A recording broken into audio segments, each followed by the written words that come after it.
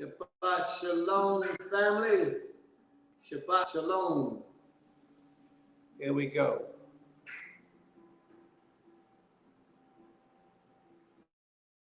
Let's roll. Let's get this done. May the Most High be praised. Total Rabbah. This day we're going to be sending out a special prayer request to our sister who is down right now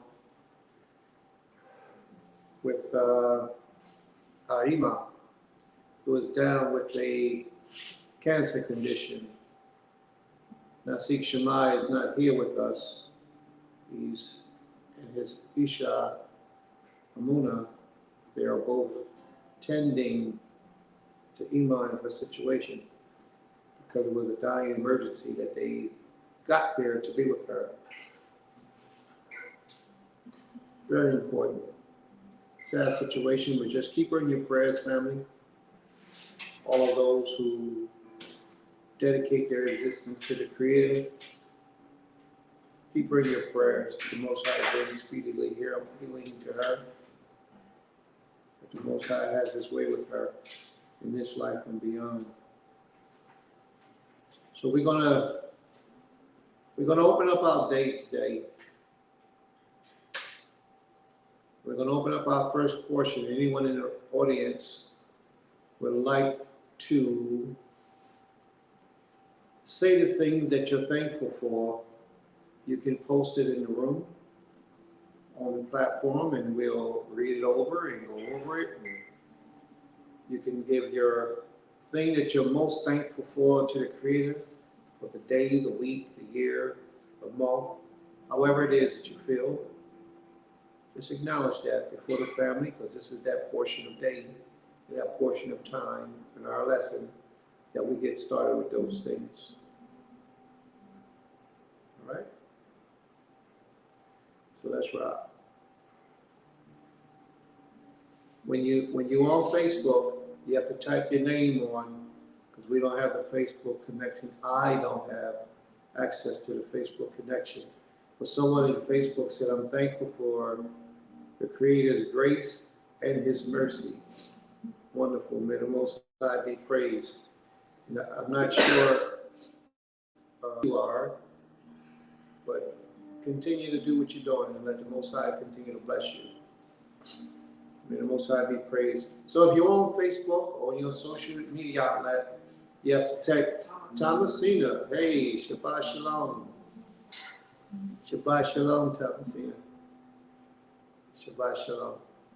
All right, so we're going to start off by giving everybody the opportunity to thank the Creator for whatever it is they like to thank the Most High for. Now is that opportunity. And you all don't have to rush, when y'all in the listening audience, type it in a room. And for those of us who are on stage, let's go. May the Most High be praised. Shabbat Shalom, Mishpacha. Hopefully I said that right. I am thankful for protection throughout the week, especially with me basically being not by myself, but kind of by myself. It feels like I'm by myself, but I'm thankful for the protection that I've had from the Creator, just going to and fro to work and things like that, like my daily things. I'm thankful for another opportunity of life and being in the land. Oh, am I blurry? Whoops. Being in the land of the living just to get things right. Another opportunity to correct myself, to adjust things and make things right and get spiritually in tune with the Creator. I'm thankful for mercy and love and kindness and just like bringing me to where I am in my life thus far. And I'm especially thankful for the life that is growing in my womb, especially for that. And yeah, total about to the Creator for just being who He is. May the Most High be praised. Total Rabbah. May the Most High be praised. Ima?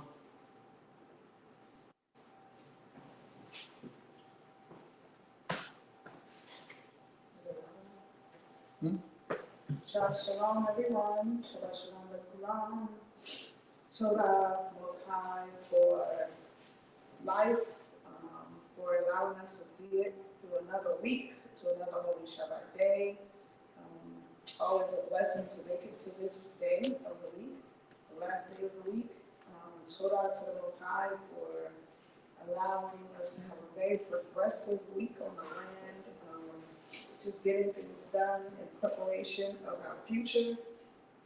Torah for our school. We had a beautiful week this week, another excellent week of educating our Yeladim and our educators just blossoming and engaging so beautifully with all the Yeladim. I am definitely thankful to the Most High for my family and all the graciousness that the Most High has blessed us with. I'm thankful for new life that is coming forth to our family.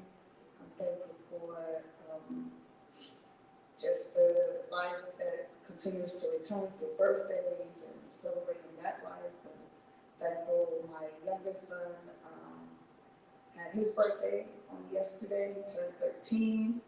So I am happy to have his rotation around the sun be brought into fruition. This week, as you know, my niece stated, it was emotional in different ways. We actually traveled down to visit with the family, with Leah, Masika Muna's Ima, and Masik Shema's Ima.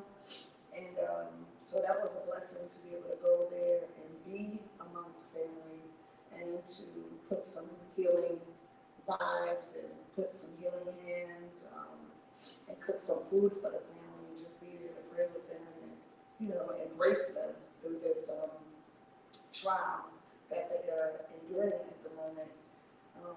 The beautiful thing is that Emily is very strong. Her body is strong, her mind is strong, which is most importantly, and she continues to call on the Creator for anything and all things. And that's very powerful, especially, you know, when we're deep in thought and not understanding where life may take us the next day. So definitely thankful for her strength and thankful for just what is being presented to us, and as the Most High slowly shows us His miraculous ways and how He heals, and learning to be humble, you know, for His healing and be patient for His healing. And I'm thankful also, I got to spend a little time with my older children as they said their physical goodbyes to their grandfather over the week. We went to his funeral, a celebration of life, and it was just a blessing to be present there and to be able to, you know, hug my children and embrace them and let them know that we're here together as a family. And that, you know, this transition is not final, but that, you know, it was a blessing just to hear all the great things, because their grandfather was very active in all of his grandchildren's lives. He had 13 grandchildren, and he was active in each one of their lives, always supportive through everything they did. He would show up and show out, and so many great accolades were said about him. And so I'm just grateful that my children, you know, had their time with him, and that he was present in their lives to be, you know, the person he was for them. So I'm grateful for that, and grateful that, you know, he lived his life and he lived it full, and he was able to embrace each one of his grandchildren that are here, and just thankful for his presence in my life as well, and always being there as a support for me, for his grandchildren. So Torah Most High for, you know, the spirits that He allows to be amongst us. And I pray that each person that walks on this land, you know, feels the love, the guidance, and the strength, and takes away from being amongst us love and righteousness and peace, and that they continue to carry that on throughout their lives. So, Torah. May the Most High be praised.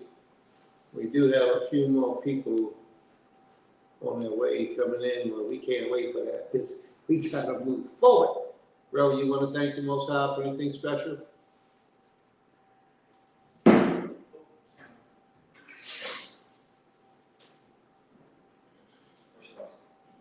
Yeah, just go to anywhere. They can hear you. Shabbat Shalom, Mishpacha. First and foremost, I give all praise, honor, and glory to the Most High, the Creator.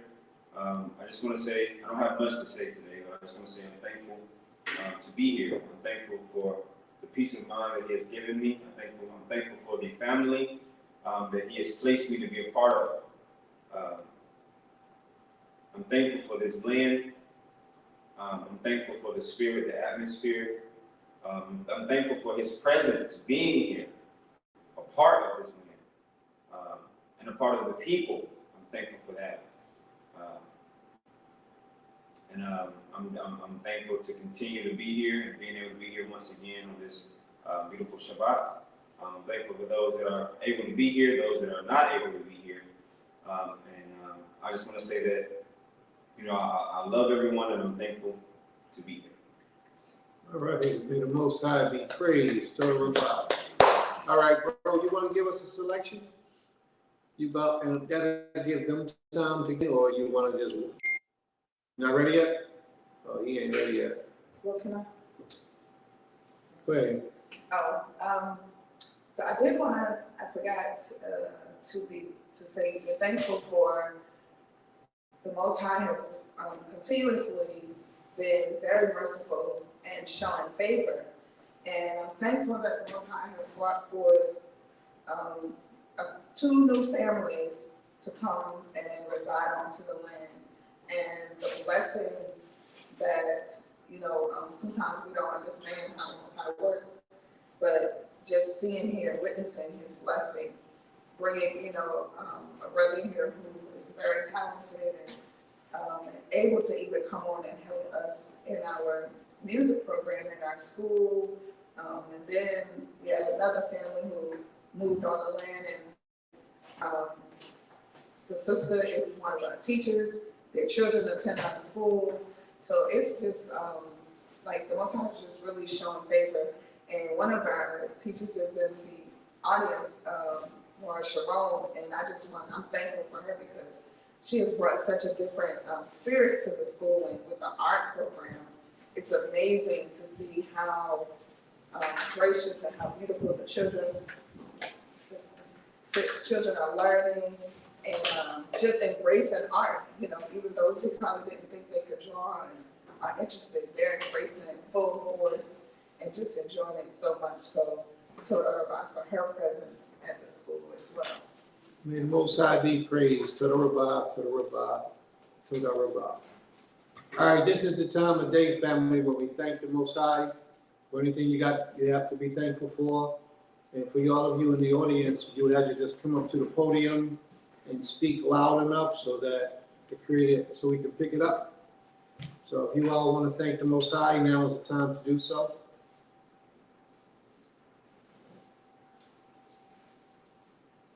You just will come to the stage, to the podium stage portion right there, and just high pitch your voice a little bit so people can hear you in your computer. That's all.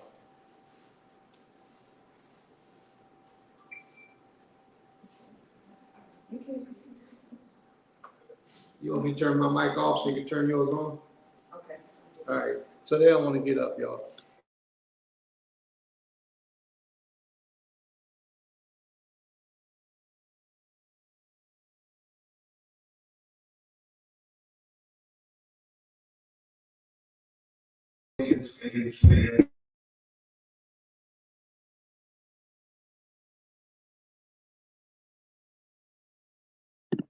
We can't hear anything.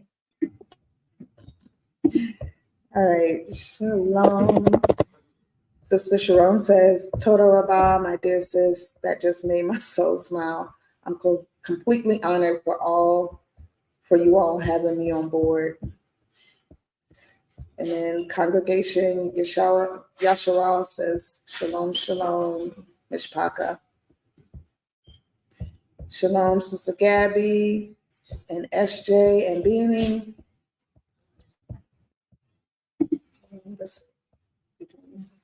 So now we have another Shabbat day. So you see today. He is right. Okay. Ready? Sit. Mhm. All right. All right. Shalom, everyone. Turn those down. Young brother sing some songs now. He can sing. All right. May the Most High be praised. All right. Go ahead, bro. You got the floor. Hey, listen, we need y'all in the audience. Tell us if y'all can hear this time. While he's singing, just type it in a room and let us know if y'all can hear him fine. Because last time it was going out. We tried to make some adjustments today. Let's see how some of the things work. All right, so he's about to start playing. Just let us know if y'all can hear him. I'll let you know when he starts. Shabbat Shalom. Oh, they want to see you too. So I'll put them on my thing. The song that I'm about to sing, it's a song I sung last week. And my help, they are on a mission right now. I'm going to pray and be with them. And peace be unto them and their family. And I do speak and send healing to your family. I seek and I seek Muna. But this is our song of thanks. It's a song of Torah. It's a song of praise. And so, here we are.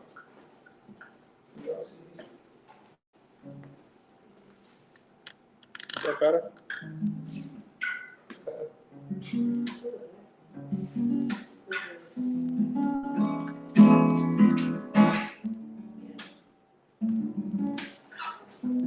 Can you hear me?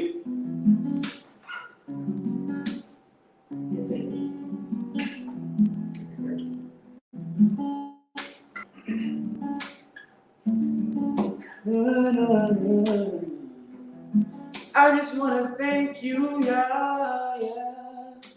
You've brought us to a place where I can see your face and the truth, and the truth. You've shown me your love, you've gave me your life, and now I give you my life. 'Cause even when I felt like giving up, yeah, you've never forsaken me. Even when I felt I did not have the time, no. You brought us back in line. Now I can realign, align with the divine.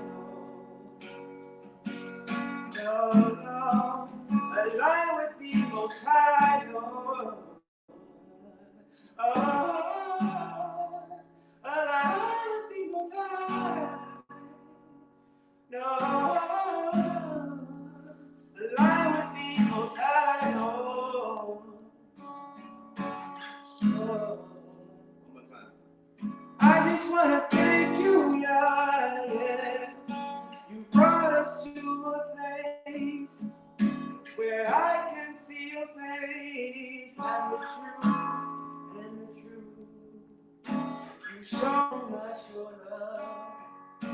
You gave us your life.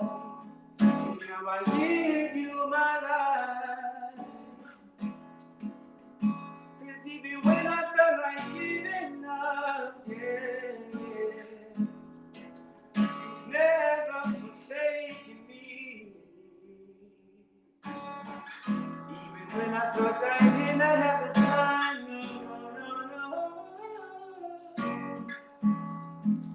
You brought me back in line. Now I can realign, align with the divine. Hallelujah, hallelujah, oh, hallelujah, hallelujah, oh, hallelujah, yeah, hallelujah, yeah, hallelujah.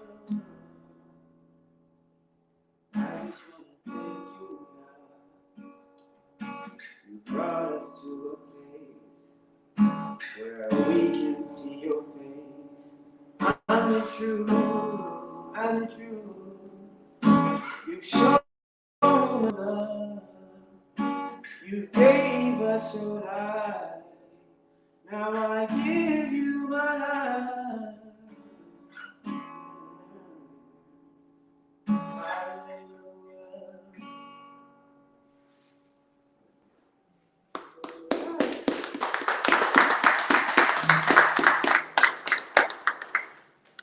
May the Most High be praised. Tell you, it's an excellent song, bro. Very, very, very good song. May the Most High bless you for all your efforts that you put into it to make it a great success. Because it's good. I just got to stationize this a little bit, get this thing right. All right. It's dark. Glare from the light. Glare from the light. Turn the middle light off. The lights on the side of the. These lights? Yes, no, the. Big one. The only way I can turn that off is to turn these lights off. Yeah. Might have to do that. That's all right.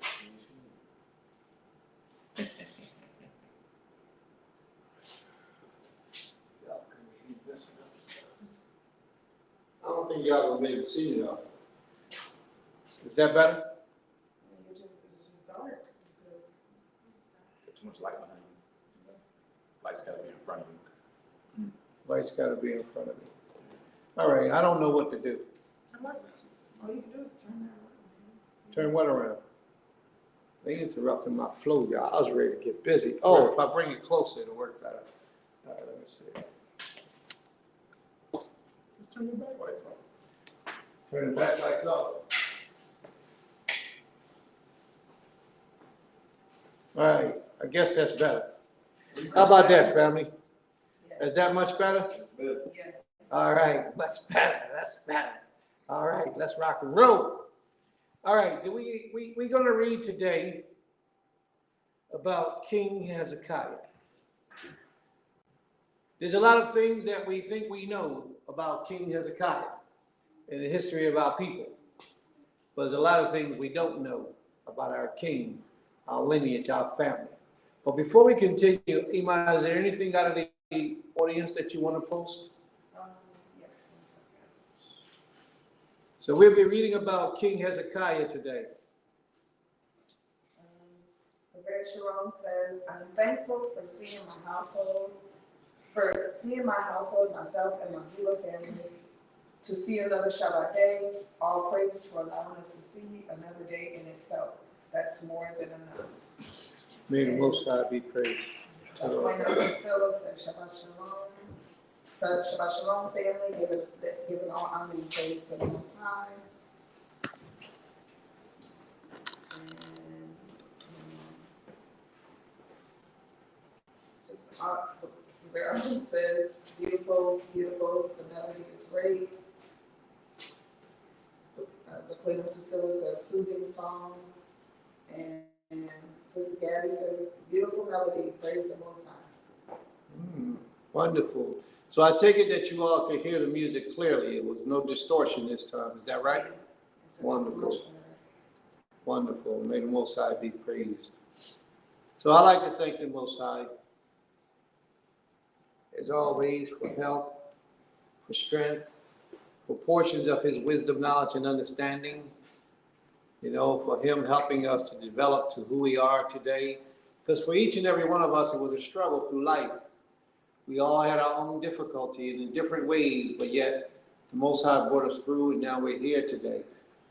We're here to come together as family and say thank you, Most High, for your mercy, your kindness, and your blessings that you have been with us, that you have helped to get us through those troublesome times, those lonely times, those heartaches, miseries, and pains that we suffered.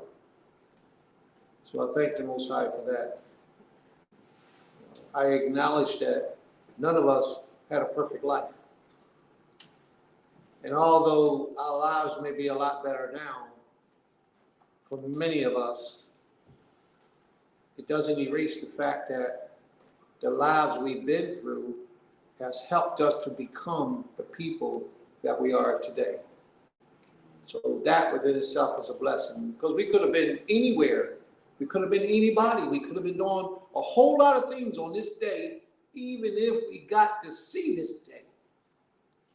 You know, the results of our lives have allowed us to see this day, and I pray that we get to see a lot more after this. So may the Most High be praised from everlasting to everlasting. This King is great.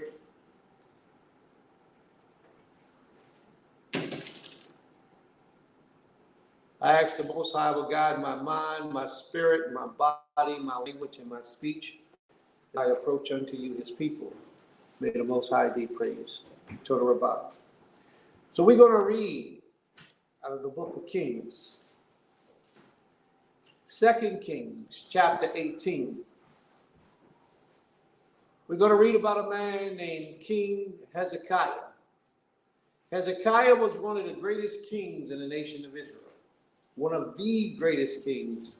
He was one of the greatest kings. I mean, he's up there with the top notch of all of the nation of Israel.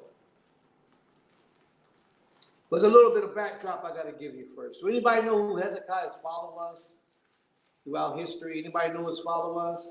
He was another famous king in Israel. He wasn't all that great, but he was a famous king. Hezekiah's father's name was Ahaz. Ahaz was the king of Judah. And then we have another man named Ahab, who was the king of Israel. What do I mean by the king of Judah and the king of Israel? I thought Judah was Israel.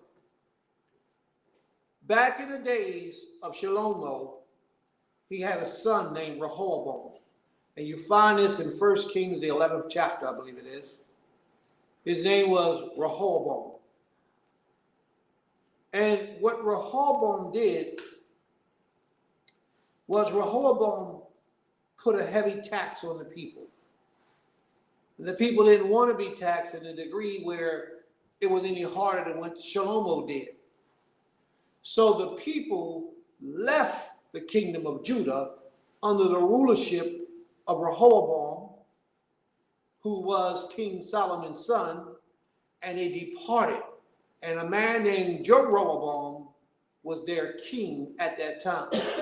All of that was prophetic. All of it was prophecy being fulfilled.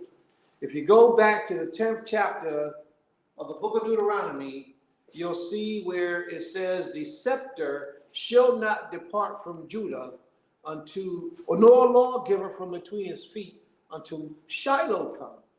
And to him should be the gathering of the people. Well, when you go to the 11th chapter of 1 Kings, a man from Shiloh, whose name was Ananiah, what was his name? Ajaniah, I believe was his name.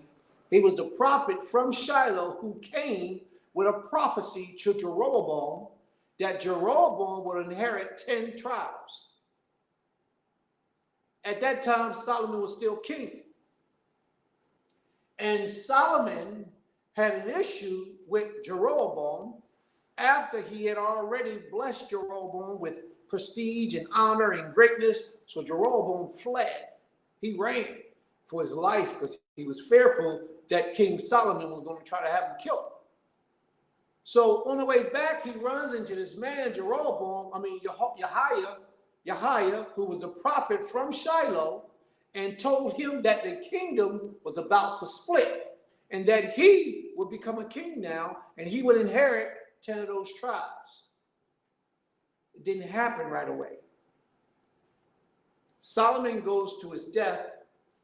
His son Rehoboam now has time to take Solomon's place.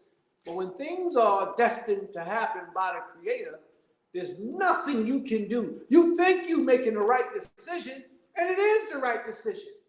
But it's the right decision to allow his will to be done and not what you think your will is in the implementing of things.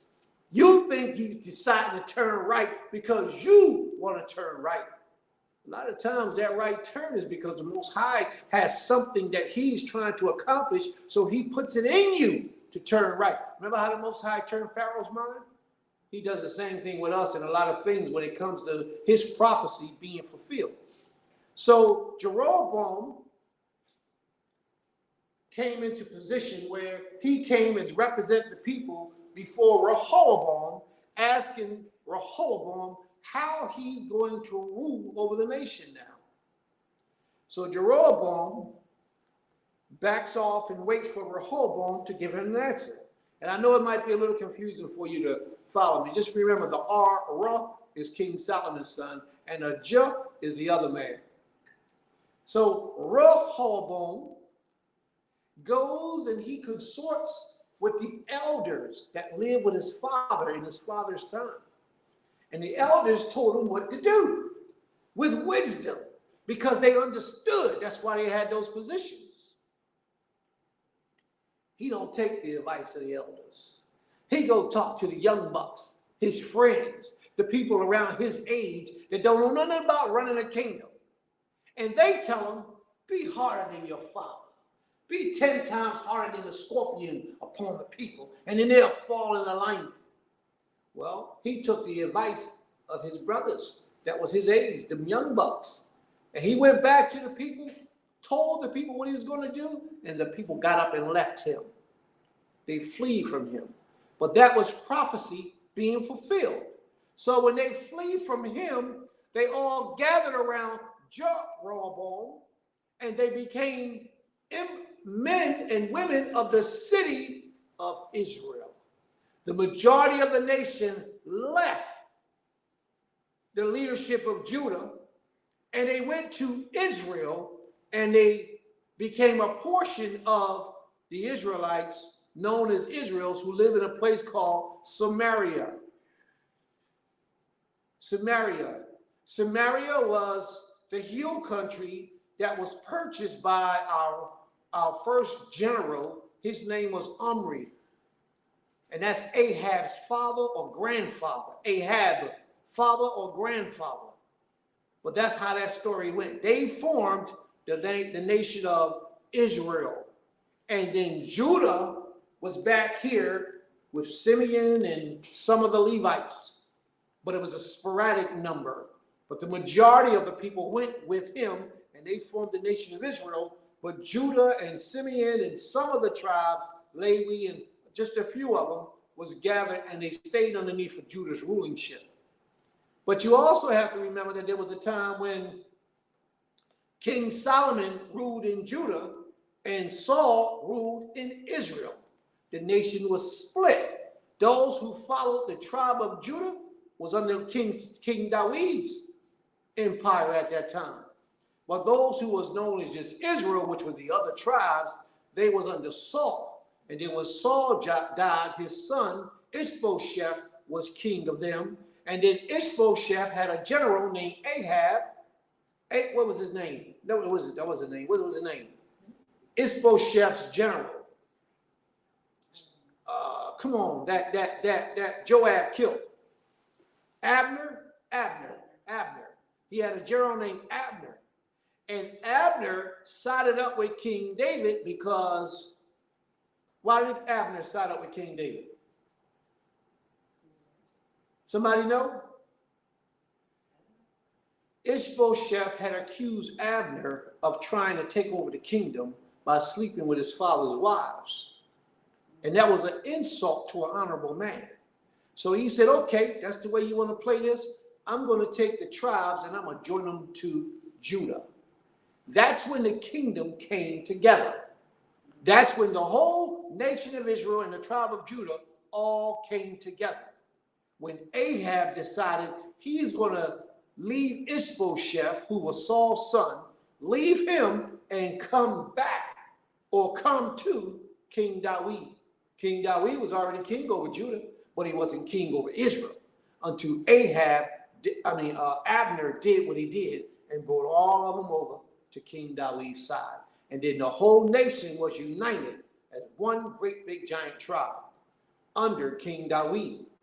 King David had him, Shlomo had him, and Shlomo's son lost them. And that's when the kingdom split. So they went back being called the tribes of Israel, and we stayed the tribe of Judah. Okay? So when you read through scriptures, like in Isaiah, Jeremiah, when you read through the prophetic books, you'll hear a lot about in Israel, and then it'll say in Judah right after that, because the separation was real.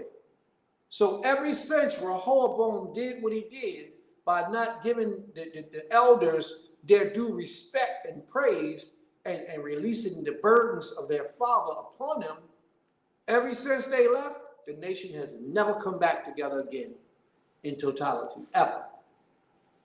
And actually what happened is Jeroboam going to take the people up into the mountains, and he started making priests of the lowliest of the people.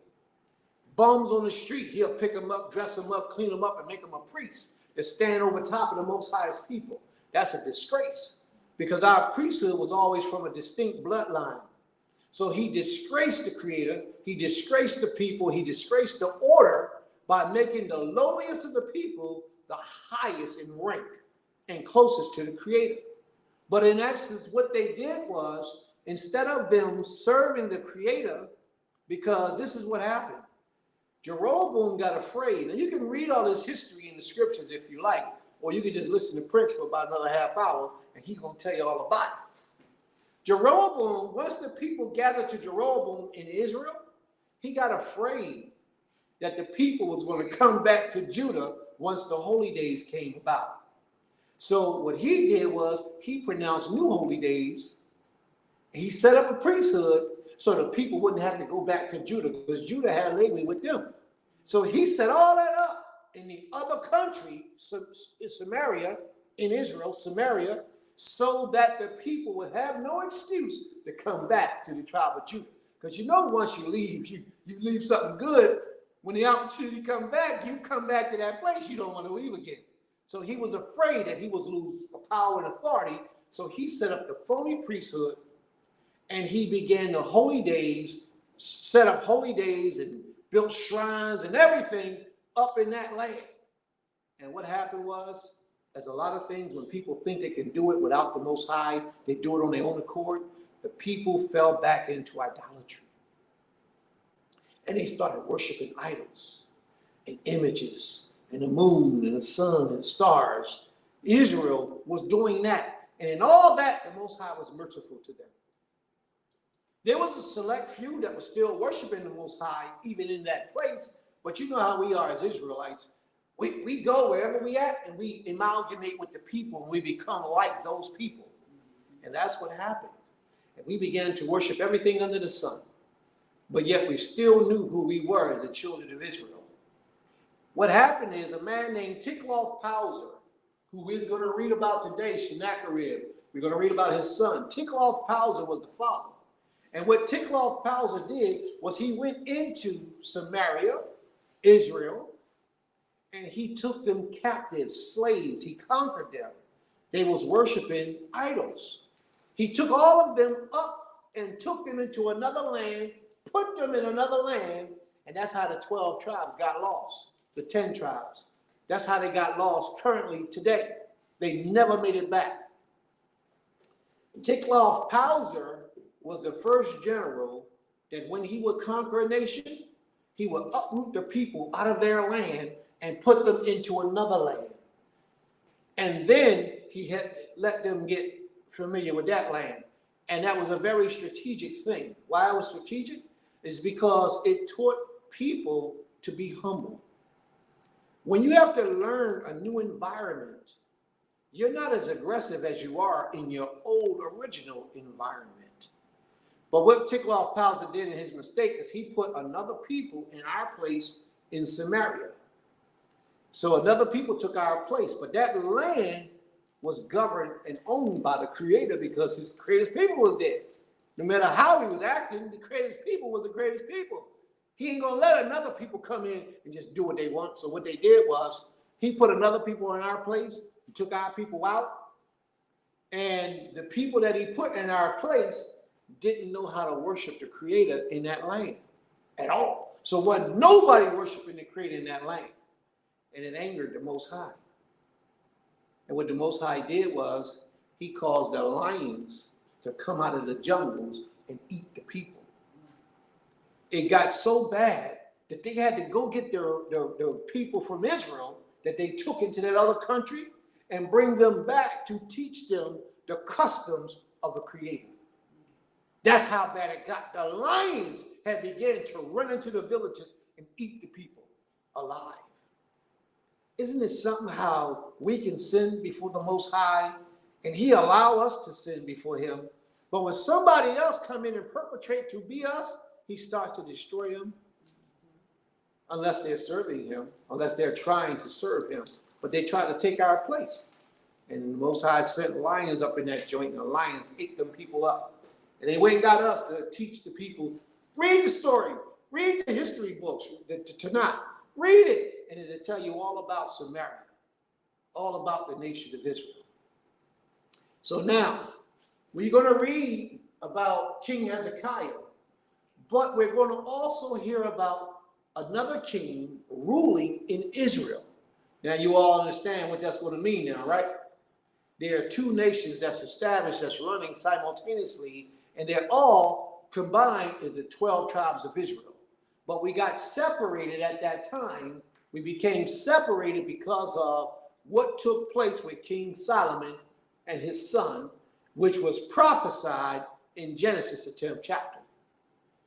Genesis, the 49th chapter, verse 10. I believe it's Genesis. Forgive me, please. Deuteronomy 49 and 10, I believe is where it is. Somebody want to look that up real quick so we know what we're talking about? Deuteronomy 49 and 10. And tell me what that says. Deuteronomy ain't got 49? They go to Deuteronomy 10 and see what that says. Prince, feeling real silly now. Yes, Amy. Ishi. Shabbat shalom, mishpaka.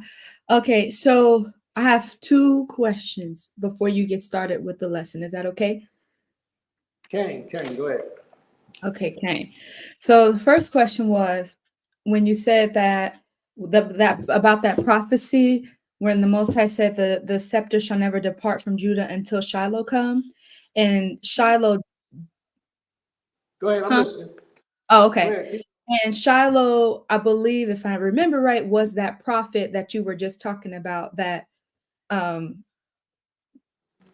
basically warned that king at the time. So since Shiloh did come and then that split happened and stuff like and everything like that, does that mean the king can now come from any tribe? That's my first question. No. The king was never prophesied to come out of any tribe. Our king who was going to rule over us, the first king was out of Benjamin. But when you look in Genesis 49 chapter, it explained to you, and also Deuteronomy, where's it at in Deuteronomy? 33, I think. But in Genesis, the 49th chapter, it talk about two tribes having rulership over the tribes of Israel. That's the tribe of Joseph, Ephraim, and the tribe of Judah. Those was the only two tribes that were supposed to have been prophetically ruling over Israel. Then we did have a king from one tribe that was not of either tribe, and that was Benjamin, and that was King Saul. He was from the tribe of Benjamin, all right? But in reference to the tribes that ruled over Israel, who was sanctioned by the Most High, as far as son, father, son, father, son, father, it was Ephraim and it was Judah. And Ephraim was the rulership because Ephraim owned a lot of the territory that we lived in. Ephraim owned a lot of territory.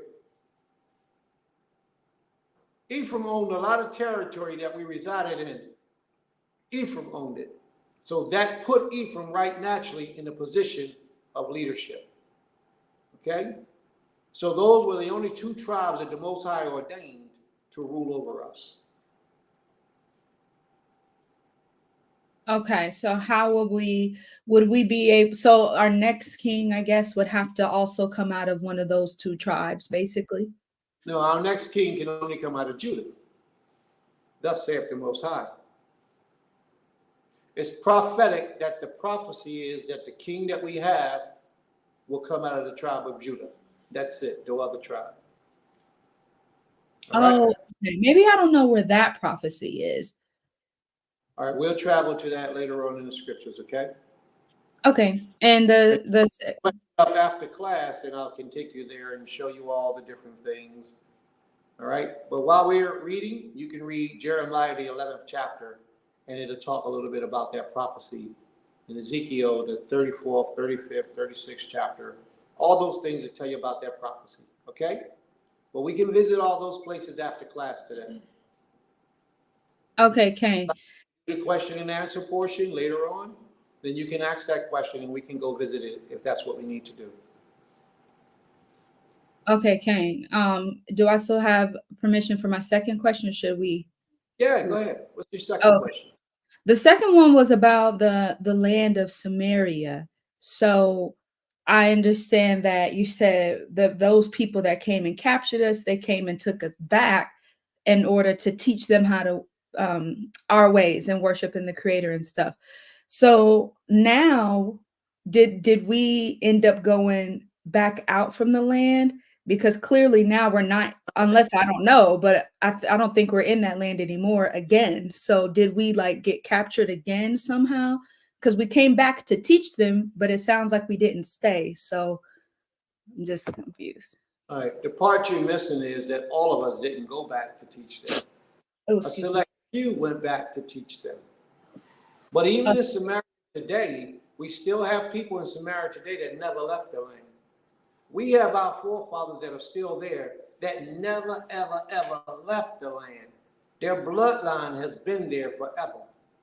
So there are some Israelites still there that never left.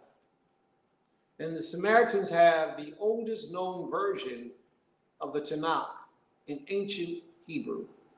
They still have a version of that today. All right? So I need to make the record straight just so we all understand. When the lions started eating the people, they didn't come and get all of us and take us back. They only took a select few of us to teach them the ways of the land. Okay? But it was enough of us to repopulate. And then even when he took us out, he didn't take everyone. All right? So I hope that brings you all some understanding. Plain total. All right. Are there any other questions before we continue on? Because it's more important that you understand than just me reading and teaching. You have to understand what's being taught so that in the future, you can repeat what you need to know, and you'll have the knowledge of the history of who you are. When you read the scriptures, a lot of things will make more sense then. Okay, so I have no problem with questions, none. And if we're reading and you have a question while we're reading, just raise your hand and we'll get right with it. All right? So now, all that was to lead up to the separation between the tribes. So when we read today and you hear it says, this king reigned over Israel while Hezekiah reigned over Judah, now you understand what's taking place. He's only talking about Hezekiah reign over the tribe of Judah, the tribe of Levi, and some stragglers that was joined with them. All right? But the majority of the tribes was in Samaria with Israel in Samaria. Any questions before we continue? All right, let's rock. Do we have any volunteers who want to read today? Ishi, would you like to read today? Yes. Would you like to read? Sure. As long Okay. as no one there wants to read, the signal might be better if someone there does it. Okay. Fine. We're going to read. We're going to start out of the book of Hezekiah. Oh. 2 Kings chapter 18. She said, I don't know where the book of Hezekiah is. Oh no, I thought we were in 2 Kings. We are 2 Kings chapter 18. Okay. I All said right. the book of Hezekiah because this is getting ready to start the history of that great king, Hezekiah, so we can learn all about it. Okay? Okay. But this is what I need y'all to do. I need you to get your notepads, your pens, your papers, all those things. I need you to get all those things so that you can take notes, so that you'll learn what you need to learn. And in the future, you'll be able to go back to those notes and say, hey, this is what Prince taught right here. Let me go see if it's right. Because we always want you to verify. Well, whoever you're sitting under, whoever is teaching you, always, right, take notes and listen carefully to see what they're teaching you. Go back, research it, study it. If they're teaching the truth, then you can absorb it into your essence. But if their teachings don't line up with what the scriptures say, then you got to be careful and back away. All right? To the Rabbah, let's go. Emma, can you send Sister Uzziah the link so that, okay, wonderful. Reading from the book of 2 Kings, chapter 18, verse 1. Now it came to pass in the 3rd year of Hoshea, son of Elah. Who? What's his name? Now it came to pass in the 3rd year of Hoshea, son of Elah, or King of. king of Israel. Now, what were they talking about? Is he king over the whole nation, all 12 tribes, or is he king over a certain part of Israel? Certain part. A certain part. In this particular place, the kingdom is already split. So when it says that this man Hoshea, Joshua, Hoshea, when it says that he was king over Israel, it's only talking about those tribes that lived in Samaria. All right? Let's read on, please. Hoshea, son of Elah, king of Israel, that Hezekiah, the son of Ahaz, king of Judah, began to reign. Hezekiah, the son of Ahaz, began to reign, while Hoshea was already reigning like 7 years already. He was already king in Israel. I believe it was like 7 years prior to Hezekiah being king in Judah. But it's something I want to share with you about King Hezekiah too. I think Hezekiah was a young man. You know, when we watch these movies, these Bible movies, and they show these kings and the kings be real old when they start reigning, it's not true. Life in the ancient Israelite life is totally different than the life in today's world. The United States presidents, the average age is like 50, 55, somewhere around there when they become president. But in the ancient days, you was a young man, young woman, when great things began to happen in your life, like kings and queens and dynasties and all those type of things. The world was different back then.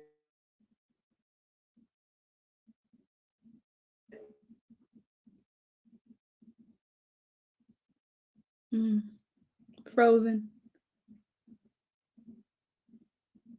In comparison, why are we losing signal? The average 15-year-old young lady today might be a 9-year-old in average to how old an Israelite woman was at the age of 15. What I mean by that? At the age of 9 in ancient Israel, they were far more advanced than our 9 years old we got today. They can cook, they can clean, they can think, they can go tend to the yards, they can go handle the cattle, they can build things, they can do things at a young age. But the average 15, 16-year-old we got today can barely tie their own shoes. And I'm speaking on male and female. They can barely tie their own shoes at the age of 15. Take somebody 15, drop them off in Georgia, and y'all live in New York, and let them make their way home and see what happened to them. That's what you do. But in the ancient days, you'll read about Jacob, who was a young man, 16, 15, and he traveled all across the land to get to where he got his wife from. He was only 15, 16 years old. Young man. We can't do that with a 15, 16-year-old because they're lost. They don't know. They're not developed like they were in the ancient days, and that's our job. It's our fault that they're like that because we baby our children, and we shouldn't baby them. We should educate them. Them young boys right there, they should be out in the field with their mothers and fathers working all the time in the daytime and almost late into the hours, learning how to be young men and young women at a young age. But we don't. We keep the mama's breast and the baby's nipple into the baby's mouth to the age of 18, maybe 19. Take it out. When they get off, when they're old enough to wean, 3 years old, that's when you wean them off the breast. And that don't just mean you take your physical nipple out their mouth. You got to take your mental nipple out of their mouths so they can grow up and be young men. and young women. So King Hezekiah was 25 years old when he began to reign, when he began to be a king. And I started off by telling y'all about all these movies we watch. These kings be all old and they just starting to reign. That ain't the way it went in the ancient days. These kings was young. I believe King Josiah was 8 years old when he assumed the throne. 8 years old. And of course they had people working with him, but the elders was trusted elders that wasn't about selfishness. It was about the development of the people. But they had to show respect and honor to the blood lineage of the king. 8 years old as a king. Can y'all imagine an 8-year-old ruling this government today? No, you can't. And they would never let it happen. But in reality, that's how we rolled back in the day. And we had much more consistency, much more loyalty and honor within our people than we do today. Matter of fact, it's so bad today, we let somebody else rule over us. And anybody that looked like us, that want to rule over us, you say, who made you? Who died and made you king, prince? Get out of here. You're one of us. And that ain't the way it's supposed to be. We're not supposed to elect anybody to be king over us except there are of us. But that ain't what it is. Let's read on. Let's see where we at. Verse 2. Came, verse 2. Chapter 18, verse 2. Came. 25 years old was he when he began to reign. And he reigned 20 and Go ahead. and he reigned 20 and 9 years in Jerusalem. How long did he reign? 20 and 9. 29 years. Can you imagine that? Most kingdoms of reigning wasn't that long. Most of them. A lot of them 5 years, 10 years, and they dead. He reigned 29 years. That shows you how the Most High was pleased with him for the majority of his life. But why am I saying this? I'm saying this so that later on in the system, as we're reading things, you'll see that you can start off being favored by the Creator and still be weak. Still grow weak and do weak man things. But yet you're favored by the Creator, which means that the Creator gives you an opportunity to realize the errors and mistakes you make in life to better yourself. Keep that in mind as we're reading, okay? Read on, please. His mother's name also was Abi, the daughter of Zechariah. What was his mother's name? Abi? Abi. Why do they mention his mother's name? It's very rare that they mention the women's name in Israel. That's right. He was so greatly known as a king that they're going to show both sides of his lineage, his mother and his father. You never heard about his mother prior to this, but you hear about her now. She must have been a hell of a woman. And we got a whole lot of women in Israel that was a hell of a woman. To get your name mentioned in the Holy Scriptures, you was either a hell of a woman in the negative sense, or you was a hell of a woman in the positive sense. The average women are left out. You just average, yeah. You know, but if you was a hell of a woman, the Most High made sure he mentioned your name. And she must have been a woman of renown, a woman to really, really show favor and respect to, because her name went down in scriptures on the positive side. It even talks about her father. Read on, please. Verse 3. And he did that which was right in the sight of the Most High, according to all that David his father did. Now he did that which was right in the sight of the Almighty. That meant the Creator was pleased with him. But let's see. He lived his whole life being pleasing and acceptable to the Creator. So watch and let's see what happens. Verse 4. He removed the high places and brake the images and cut down the groves and brake in pieces the brazen serpent that Moshe had made. For unto those days the children of Israel did burn incense to it, and he called it Nehushtan. All right, stop right there for a minute. Most people will read this chapter and read right past that and don't even know what they read past and don't even understand what it's all about. So I'm going to stop there for a minute and I'm going to jump on that and I'm going to explain a little bit about it. And now you will understand. Now you will know. And also, even if you don't understand and don't know, you got something to go research. Moses in the wilderness built a fiery serpent that the people who were cursed by the Creator, serpents came out and bit them. And they started dying. All the people in the wilderness started dying because they was evil in the sight of the Creator. So he sent again his natural elements to destroy them. Serpents. First it was lions in the other story. Now it's serpents. We back in the days of Moses, before we became a nation. The cure for the plague or the serpents was that you would look at this brazen staff that Moshe built. That was in the, today they call it a kujalini. It's a serpent on a staff, brazen serpent. Today they use that as the sign of medicine or medical attention. The kujalini.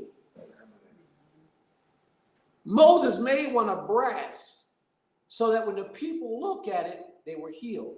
Now that word was seraphim. The kujalini was actually a seraphim. Seraphim was an actual angel. It was the image of an angel.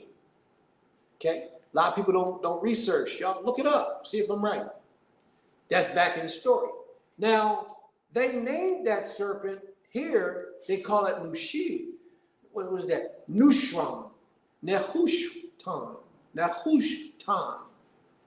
And the tan in that has something to do with brass and bronze, the material that it was made of.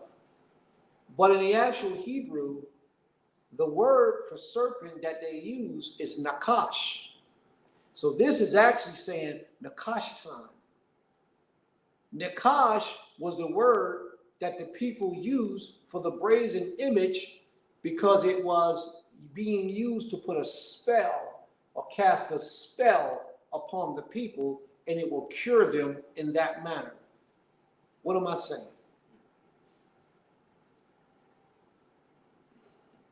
Y'all remember back in the Garden of Eden? Remember in the Garden of Eden when Eve was talking to a serpent? That name for that serpent was Nakash.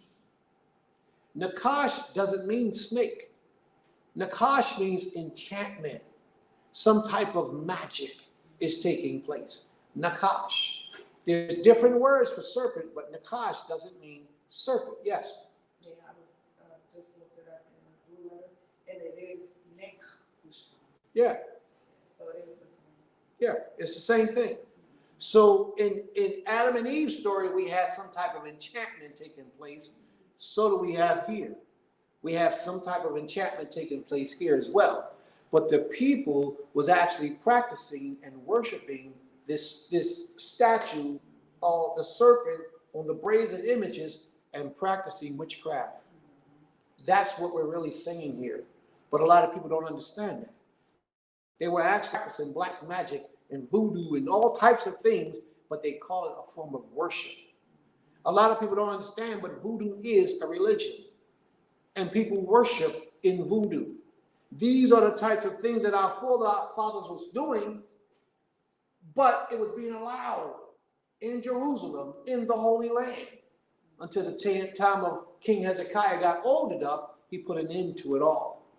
And he destroyed that staff, that Nakash Tan that they had, which actually mean bronze serpent or bronze enchantment.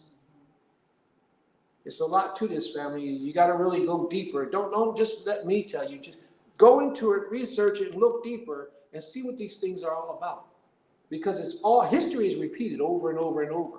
And we're living in that time today when witchcraft is on an extreme high within the minds of a lot of people. Male and female are practicing witchcraft, and we got no idea what's going on around us. And a lot of them are good at it. A lot of them are good at it. And it's real. So don't think it ain't real, because it will get you. It's just that you got to be on the right side of the Most High, and it won't affect you. And if you're on the wrong side of the Most High, He's going to let it affect you. Just like He did with the people that Balaam was bringing curses upon. Balaam couldn't curse anybody that was on the right side of the Creator. That's why he couldn't curse the children of Israel. Because at that time, we was on the right side of the Creator. But the moment we fell out with the Most High, what happened? We got cursed. There you go. Think about it, family. They can do all the magic they want, but we are the masters of all those things. You understand? We in our right mind, in our right nature, can command the angels, the demons, because the angels and demons are one. Y'all understand that? They're one. And we have authority over them because we are the children of the supreme power, or creator of all things. But our minds have taken us so far low, we're going to die like man. And man is ignorant. Man don't have those powers. And in our manly state, we're going to suffer the death of men. Instead of raising to our supreme intelligent nature, being creator's children on the earth, we're going to die like man because a lot of us don't want to accept that we are that powerful in our essence. Read on. Let's get back to the book, please. Prince always going somewhere, ain't he? Where we at? Verse 5. Verse 5. He trusted in Cain.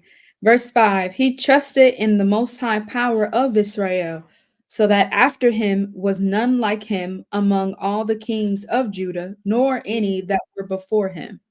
He was so great. Scripture says there was none like him after him or before him. Read on.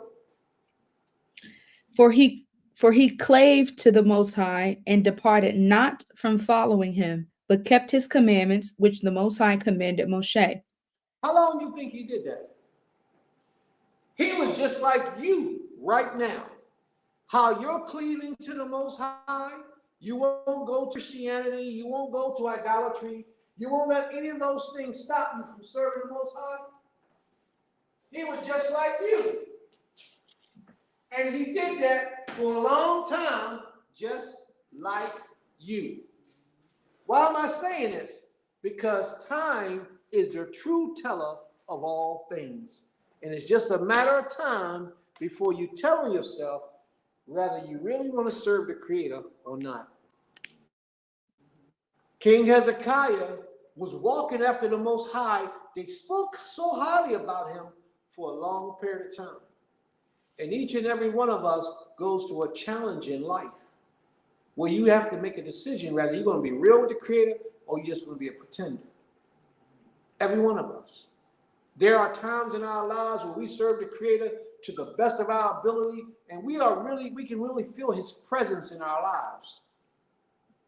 But then there are certain things in our lives that we do, certain people we have an association with us in our lives, certain things we do in the dark that we think nobody don't know, they can't see because we do it in the dark. Those things tell the truth about you, who you are as an individual. And if you do those things in the dark, your soul is corrupt. So don't do those things in the dark. Whatever you can't do before the people, you don't need to do it away from the people. You understand? And that's where a lot of us get trapped up at. King Hezekiah is about to be tested on his real. He walked so long before the Creator, now his test is about to come. Your test is going to come too. For a lot of us, our test might be right now in our lives. A lot of us might be living our test right now to see if we really want to serve the Creator or not. King Hezekiah, his test is about to come. And let's see what happens. Read on, please. Verse 7. And the Creator was with him, and he prospered whithersoever he went forth. And he rebelled against the king of Assyria and served him not. He rebelled against the king of Assyria. He was hyped when the king of Assyria came up against him. He said, I ain't going to serve you. I serve the Most High. So what happens is when your test comes, you're strong because you ain't really been tested that long. But after a period of time of that constant test, you give in. You fall weak. And you begin to do things that you wouldn't ordinarily do if you still felt that the Most High's blessing was with you. Read on. Let's see where we at. Verse 8. He smote the Philistines, even unto Gaza and the borders thereof, from the tower of the watchman to the fenced city. So now Hezekiah is watching the king of Samaria destroy all these other nations. That test is coming. That might have took months before he got to King Hezekiah. It might have took a year before he got to King Hezekiah. But remember, initially, King Hezekiah said, I serve the king of Israel. I'm not going to serve you, king of Assyria. I serve the Most High. But when he started seeing all them other nations getting destroyed, he started thinking twice, maybe even 3 times. But watch what happens. Hezekiah's life is something that we have to apply to our lives because our test will come also. Some of us, we may have already been tested. That don't mean that that's the last test you're going to receive, because the tests get harder and harder. The more you deserve things of greatness from the Most High, the harder your test gets. See, he ain't going to test me with what he would test you with. He ain't going to test me with what he would test you with. You might be one of them people out there that smoke marijuana. Pray they're going to test me with marijuana. He's going to test me on things on my level to show my worth. Because I passed that marijuana thing. Man, I don't think I ever did that marijuana thing. Wow. So I wouldn't get tested with anything like that. But you get tested with secret desires that you have inside your heart, that you try to pretend like they ain't dead. Those are the things that the Most High tests you with. And he uses the adversary to test you with. People who was in your association that you thought was cool, that was a part of your family that was down, the Most High will use those very ones to test you to see if you're worthy of what he has in store for you. But, you should welcome the test of the Creator. Don't be afraid of the test, because when the test comes, that means the Most High got something blessing in store for you once you pass that test. Those of us who are stingy, don't like to share, that might be the test. Just to see if you passed that level yet, if you got that stinginess and selfishness out of your system. You know? Tests come in strange ways. It's all about the individual. Meditate on what it is that I'm saying, because what I'm saying is real. Your test might come when you go to Shabbat service, you don't like to stay woke. Like you be asleep all the time in Shabbat service. That might be a part of your test. You might go get some cold water and throw it in your face and stand in a corner or something. It may be a part of your test. Because I remember I was one of them. I was just like that. I couldn't wait till it was over. I'd be like, man, I'm sitting here wasting all this time. I could be doing something else. The reality was that I needed to wake up and pay attention so I can get it into my spirit. But I didn't realize that until later in life. And then I stopped falling asleep. Started getting more rest the night before. I started getting up a little bit earlier in the morning, getting myself prepared. I'm telling a real story, for real. So that when that time came, I was better equipped and better prepared to receive the message of that day. Other than that, I wasn't getting it. And then I had to teach, so it was hard. It was hard. Let's read on, though. We getting there. Let's read on. Verse 9. And it came to pass in the 4th year of King Hezekiah, which was... Stop right there for a minute. Hezekiah was great in the sight of the Creator. He's 25. He started reigning. The Creator spoke real highly of him. And King Sennacherib came up to him and he said, hey man, Shalmaneser came up to him and said, hey, I'm about to take over your kingdom. He said, man, that's the king of Assyria. He said, man, I ain't worried about you. I serve the Creator. That was 4 years ago. Remember I told y'all we don't know how long it took? It was 4 years ago. So 4 years ago, when he was good and fresh, he was all about the Most High. Nothing else, just about the Most High. So when a man came and said, we get ready to get you, he said, I ain't worried about you because I serve the Creator. He was strong. But that same man started conquering all these other nations. He said, well, wait a minute. I might need to rethink this. This guy's pretty strong. He ain't who I thought he was. And when he started doing that, his spiritual development started getting weaker and weaker and weaker in his trust for the Creator. He started getting weaker. He started getting like a regular man to the point where he feared what man can do to him. Y'all got to remember what it is that I'm saying, family, because one day your test is going to come. You're going to fear what a man can do to you because you feel like you live in a man's system. But the Creator is a manipulator of all things. You put your trust in him. And as long as you walking right before him, I don't care what the situation is, the Most High will make it work in your favor. And it will look like you're about to be destroyed. It'll look like you're getting ready to suffer. It'll look like you ain't got, I don't know where my next meal gonna come from. And the Most High, as long as you're faithful to him, he'll pull you through. I promise you. You don't believe me? Ask some of the people who have experienced the glory of the King if you are not one of them. So Shalmaneser is about to come. And he's about to say, oh, I'm coming to get you next. When he first said it, Hezekiah shunned him and pushed him off. Now they're getting ready to say it again. Let's see what Hezekiah say this time around. Read on, please. 4 years have passed, and he got to see all the work that Shalmaneser and his crew was doing to all the other nations. Let's see Hezekiah's attitude now. Verse 9, and it came to pass in the 4th year of King Hezekiah, which was the 7th year of Hoshea, son of Elah, king of Israel, that Shalmaneser, king of Assyria, came up against Samaria and besieged it. He came up against Samaria. Where's Samaria? What is Samaria? Who lives in Samaria? Who? Oh, wait, she said the Samaritans. Yeah, of course. But they were the tribes of Israel. That was that other nation, the tribes of Israel that I was telling you about. He just came up against them and sacked them. And watch what happens. Read on, please. And at the end of 3 years, they took it. Even in the 6th year of Hezekiah, that is the 9th year of Hoshea, king of Israel, Samaria was taken. So they fell in the 9th year. That battle went on for 5 years. He got 9 years to see what the king of Assyria was working with. And when he conquered his brother, he said, oh man, a lot of fear set in. And let's see what happens. Read on, please. Verse 11, and the king of Assyria did carry away Israel unto Assyria, and put them in Halah and in harbor by the river of Gazon, and in the cities of the Medes. He carried them away.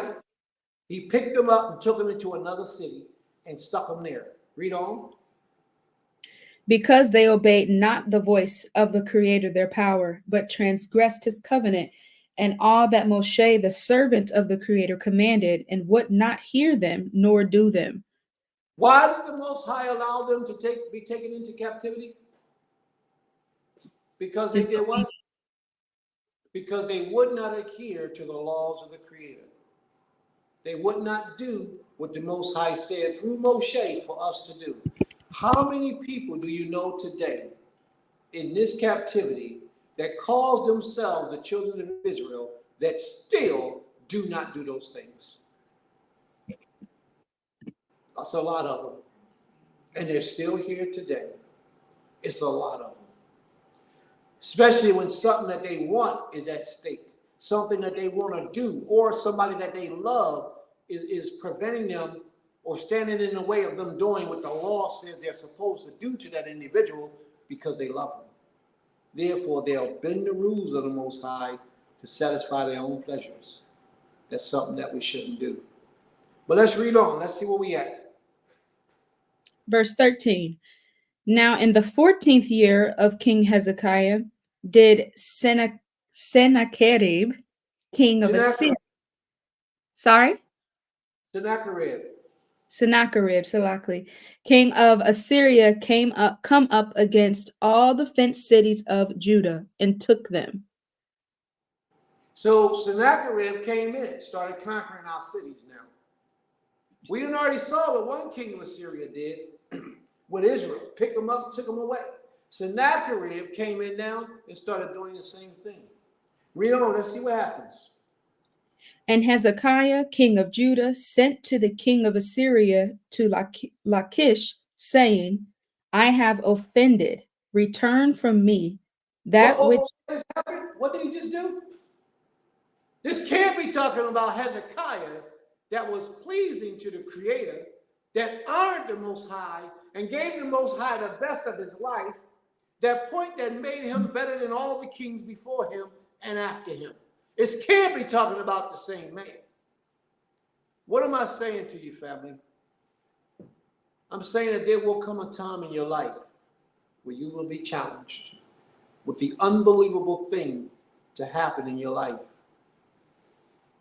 You either give in to the desires of man, or you remember that you're a child of the Most High and you stand strong on what the Most High has for you to do.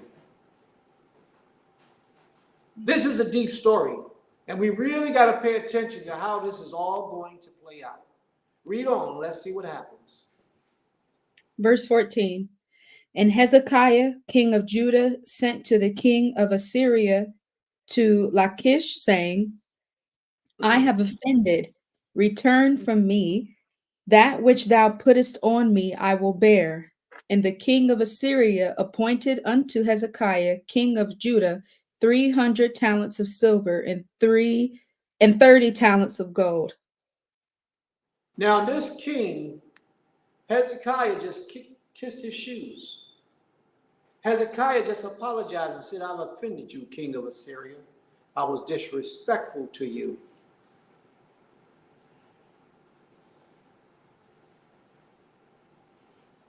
He never once thought about how disrespectful he was to the Creator in showing honor to Assyria, king of Assyria, Sennacherib. He wasn't once worried about how to please the Creator in not showing honor to a man. We all go through these tests in life. We're all challenged with holding our position firm with who we are supposed to be. For a lot of males, it's a sexual challenge. And if it ain't a sexual challenge, it's a drug addiction challenge. We're all challenged with these things, and I'm particularly talking about the men right now, because these things are heavier on us than it is on our sisters. We have no control over the drugs, and we have absolutely no control over the sexual organ. Until we discipline ourselves and master ourselves, then we have a lot better control. But usually, this is where our test comes when you're a man or when you're a male. And a lot of us, we fall victim to that test. We do. I'm not even going to talk about how the government played their role in the background to put that into our subconscious to make us desire that. Like in the early 70s, we were so strong as a people. I said I wasn't going to talk about it, but I'm going to touch on it. We were so strong as a people back in the 70s that they said we got to find a way to make them weak. And you know what they did? They put alcohol. They flooded our cities. They flooded our communities with liquor. Thunderbird was a liquor. Back in those days, Thunderbird was the thing that a lot of our elders was hooked on. Beer and Thunderbird all up and down the street where it took us out of our right mind. And ever since then, we have begun to grow further and further and further apart from each other. They know what they're doing. Back in the early 80s, late 80s, early 90s, crack cocaine was what they used to flood our communities with, to take us even further and further away from each other. But while they was playing a role with the Thunderbird, while they was playing a role with the crack cocaine, sex has never left. Sex was the underlying thing that affected the black families. And they attacked our men primarily. It would be in the television shows, it would be in the movies, it would be in all the advertisements, everything that they played. In the books, in the music, in everything. Sex, sexual attraction, sexual desires, and it made us sexaholics. So much that we forgot the sanctity of marriage for a lot of us. So many families have been destroyed because of sex. That demon is a strong demon. And if you don't learn to master that demon will take you under. So, sister, sometimes you got to remember, it ain't your man that's messing up. Your man is just weak to the demons that plague him. So you got to get your man involved in these spiritual things, and he has to be taught the secrets of how to become strong once again. We be thinking we got it all down pat. We cool. And that demon creep up in there. And when that demon come, he don't come in one shot. He creeps his way up in there. He sneaks. The Most High says, and I just got to make this clear to y'all. The Most High says, when sin comes, it lieth at the door and is waiting for you. But he says, you can rule over it, which shows us that we have the ability to not do those wicked things. That sinful demon, we got control over that demon in our right state. So now y'all understand what I was saying earlier? We have control over those demons, but only in our right state. Because when we're in a weaker version of ourselves, that demon knows it. And he'll dance all over us all day, all night. He'll have us going out contracting AIDS and all kinds of viruses and sicknesses and bringing it back to our households. Because there's a weakness within us that we haven't conquered yet, that we need to bring under control. He waiting. He lurking to us to give him a sign of what we desire. And then once he see it, he gonna jump up on it. And if we ain't strong enough, it's gonna take us under. Our whole lives are gonna change. You know how many males have had great jobs, great families, great careers, and one of those three things set in and destroyed his whole life? To the point where you will look at him today and say, wow, I could never believe that. We have to master it, because it's always lurking. It's always sitting at the door of your mind. And that's where everything starts, in your mind. It's always there, waiting to get in. If you let it in, it's going to destroy you, unless it gets in and tears you up, and then you get strong enough to realize how to fight it back. But do you know how the easiest way to fight a demon? Do the opposite of what it's telling you to do. Yeah. But do you know how hard that is to do? Do you know how hard it is to do the opposite of what you think in your mind is the good thing that you should be doing? Do you know how difficult it is for you to say, man, I want some of that ice cream. You got that taste buds jumping, but you know you got sugar diabetes and you ain't got no business eating ice cream. But I want that ice cream. Once that saliva starts flowing in your mouth, you get it all in your taste buds, your mind telling you, man, I want some of that. And it's sitting right there, easy access for you. All you got to do is pick it up. Man, that ice cream gone. And then you laying back later suffering as a result of what you did that you shouldn't have done. And that's how it is with sin. Sin is the same way. Sin don't bring you great benefits in your life. It brings you temporary satisfaction, temporary pleasure. And a lot of us don't understand that. The only things that last permanently joy is the things you do in righteousness. Those are the things that last permanently in joy, or should I say joyfulness.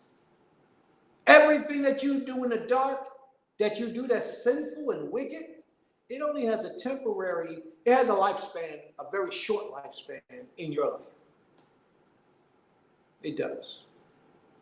So we got to get strong, family. Hezekiah was being tested here. Hezekiah fell victim to sin. And the sin he fell victim to was one of the worst sins of all sins, and that's to deny the glory of the Creator. You don't never deny the Creator his glory. Never, under no circumstances. Hezekiah did just that. Let's see what happens. Read on, please. Verse 15. And Hezekiah gave him all the silver that was found in the house of the Creator and in the treasures of the king's house. Did y'all feel that pain? He gave to a man, a pagan man, a man who worshiped idols and statues, all the silver and all the gold that was found in the house of the Most High. So he actually took from the Creator like a thief and gave it to a pagan. He's going to do it so bad that he's going to take the gold off the doors. The gold off the doors and give it to this pagan, this heathen. And when I read that, it sent chills through my body. How could you disrespect the Most High so much that you give to the heathens what rightfully belonged to the Creator? I'm going to show you how. When the heathen tell you to be to work on the Shabbat and you go, then you're robbing the Creator. When the heathens tell you to be to work on the holy days and you go because you fear man more than you fear the Most High, you're robbing the Creator.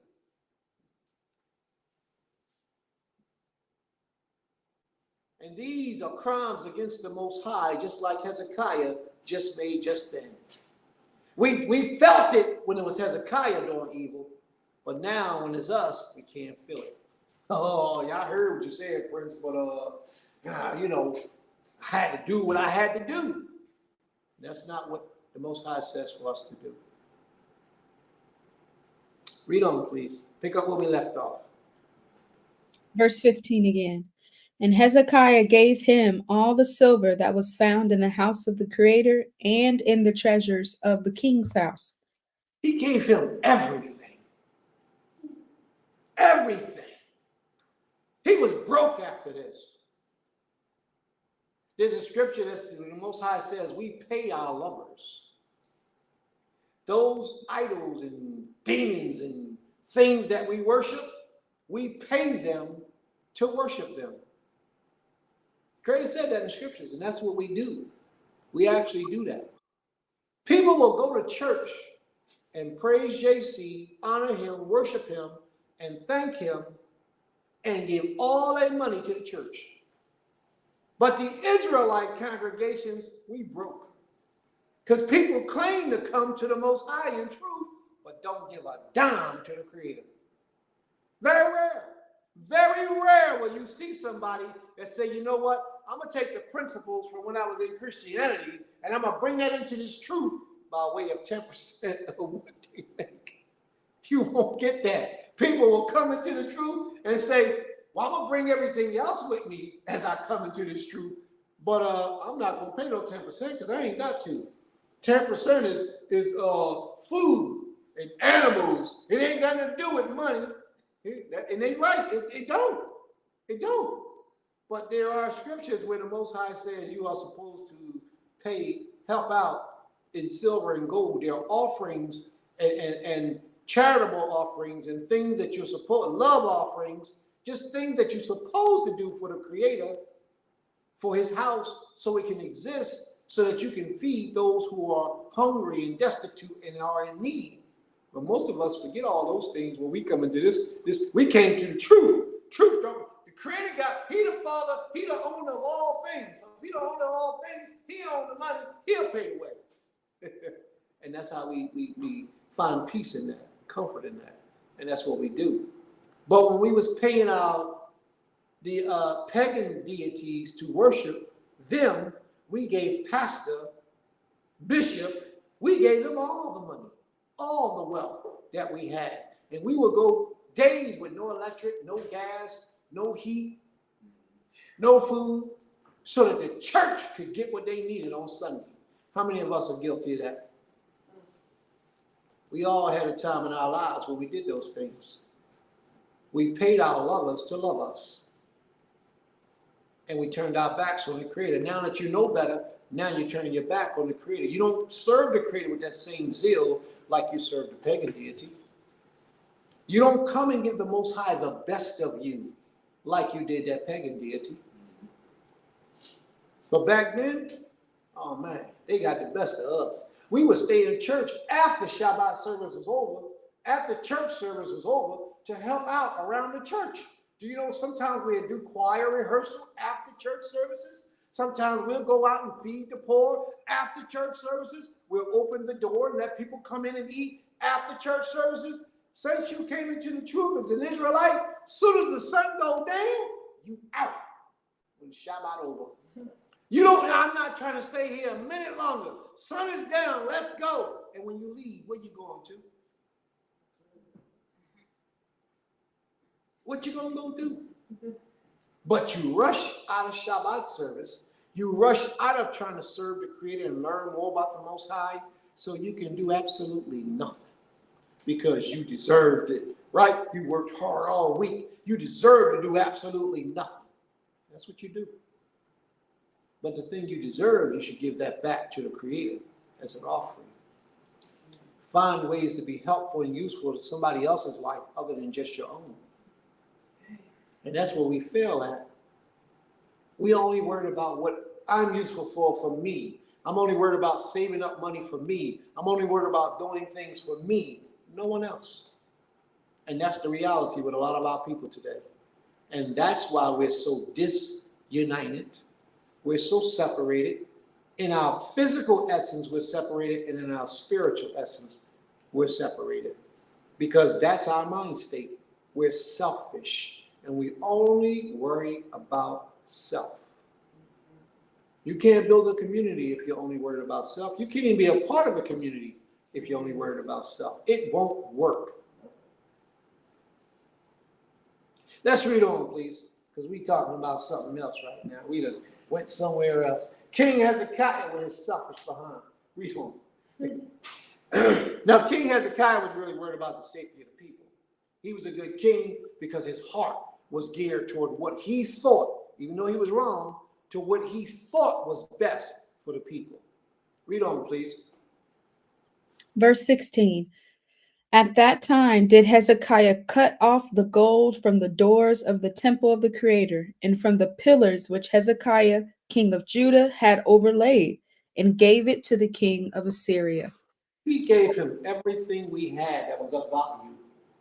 And the Creator wants us to give to him things that we have that are of value. Things that you love the most, those are the things the Creator wants you to give to him, just to show that you don't put yourself above him.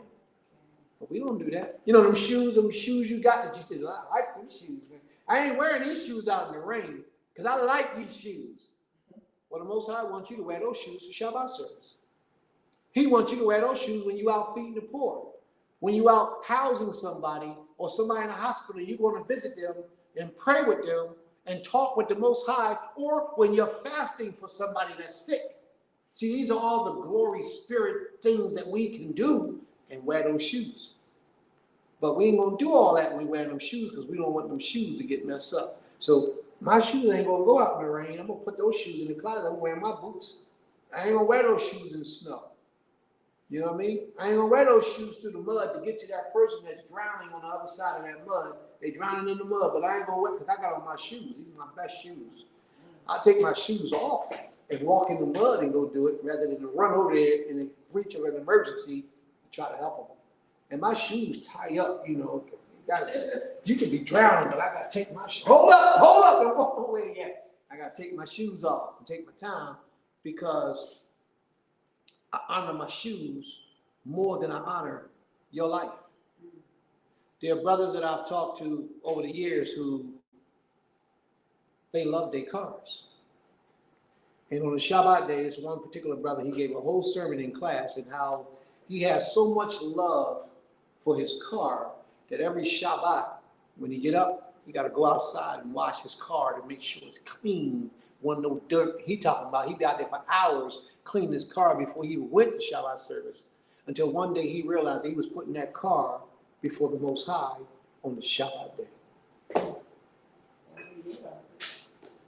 It took him a while. He didn't realize it right away. So what am I saying, family? Ultimately, things in your life that you desire more than you do desire worship in the Most High. And a lot of people have those things. Those things are the things that once you realize they exist, you give them to the Creator and show the Most High that He's more important than any desire you got on this planet. He has to understand that about you. And if he doesn't, he says he's a jealous power.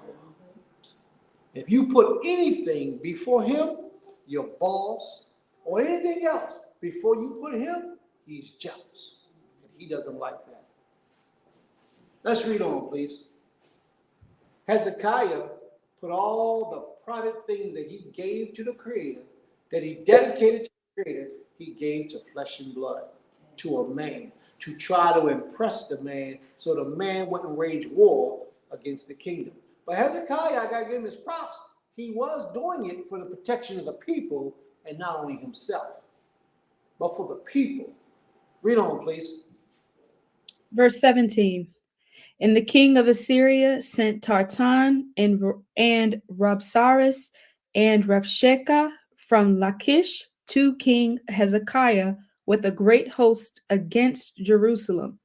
And they went up and came to Jerusalem. And when they were come up, they came and stood by the conduit of the upper pool, which is in the highway of the fuller's field. Now you know Hezekiah is afraid now, right? All the men in that mass army, those generals and all those people came and stood before Hezekiah. You know he's afraid because he don't know if they're ready to come and bring war or what. Watch what they do when they come. And when they had called to the king, there came out to them Eliakim the son of Hilkiah, which was over the household, and Shebna the scribe, and Joah the son of Asaph the recorder. Now, that's a problem. And y'all might not see what the problem is. Those men came to see the king, but the king didn't come out. He sent other people to go see them. They think that's a sign of disrespect. But their king didn't come to see our king. He sent men. So we greeted him with men. Read on. Let's see what's happening. Verse 19. And Rabshakeh said unto them, Speak ye now to Hezekiah, thus saith the great king, the king of Assyria. Go back and tell Hezekiah that the great king, your daddy, the king of Assyria, says this. Now they say this before all the people, but they're going to want them to speak in a little code in the other language, to speak Assyrian language, so that the regular people who speak the Hebrew won't recognize it. But that ain't going to happen. Read on, please. And Rabshakeh said unto them, Speak ye now to Hezekiah, thus saith the great king, the king of Assyria. What confidence is this wherein thou trustest? Thou sayest, but they are but vain words. I have counsel and strength for the war. Now on whom dost thou trust that thou rebellest against me? See. That's disrespect to the Creator. Do you trust the Creator enough that you would disrespect your boss at your employment place? That you will say, boss, I know you said I ain't been working on the Shabbat for the last 5 years, but you say I gotta be here tomorrow on the Shabbat, but I can't do it. I won't do it. Do you trust the Most High enough that you would do that? A lot of us won't. A lot of us will say, oh, there's only one time. Let me go ahead and give man what man desires, and then I'll just make up with the Creator with some, please forgive me, Father, and I'll go on the fast for a week. Read on, please. Verse 21. Now behold, thou trustest upon the staff of this bruised reed, even upon Egypt, on which if a man lean, it will go into his hand and pierce it. So is Pharaoh king of Egypt unto all that trust in him. But if you say unto me, We trust in the Most High our power, is not that he whose high places and whose altars Hezekiah hath taken away, and hath set to... They spit right in Hezekiah's face. They said, if you trusted in the king of Egypt, he can't do nothing to protect you. And if you trust in your power, and they use the word Yohei, the Creator, if you trust in the Creator, isn't it him that you just took all the gold and silver and gave it to us? That's disrespectful. But you did it, didn't you? See how the adversary threw it right back in our face? Read on. Let's see what's happening. But if you say unto me, We trust in the Most High our power, is not that he whose high places and whose altars Hezekiah hath taken away, and hath said to Judah and Jerusalem, You shall worship before this altar in Jerusalem? Now therefore I pray thee, give pledges to my lord the king of Assyria, and I will deliver thee 2,000 horses, if thou be able on thy part to set riders upon them. He said, if you can set riders on 2,000, you ain't even got that many no more. Because we done conquered y'all and all your people done fled. They're afraid of us. We powerful. We powerful. So you give my king honor. Give my king respect. Watch, let's see what happens. Verse 24.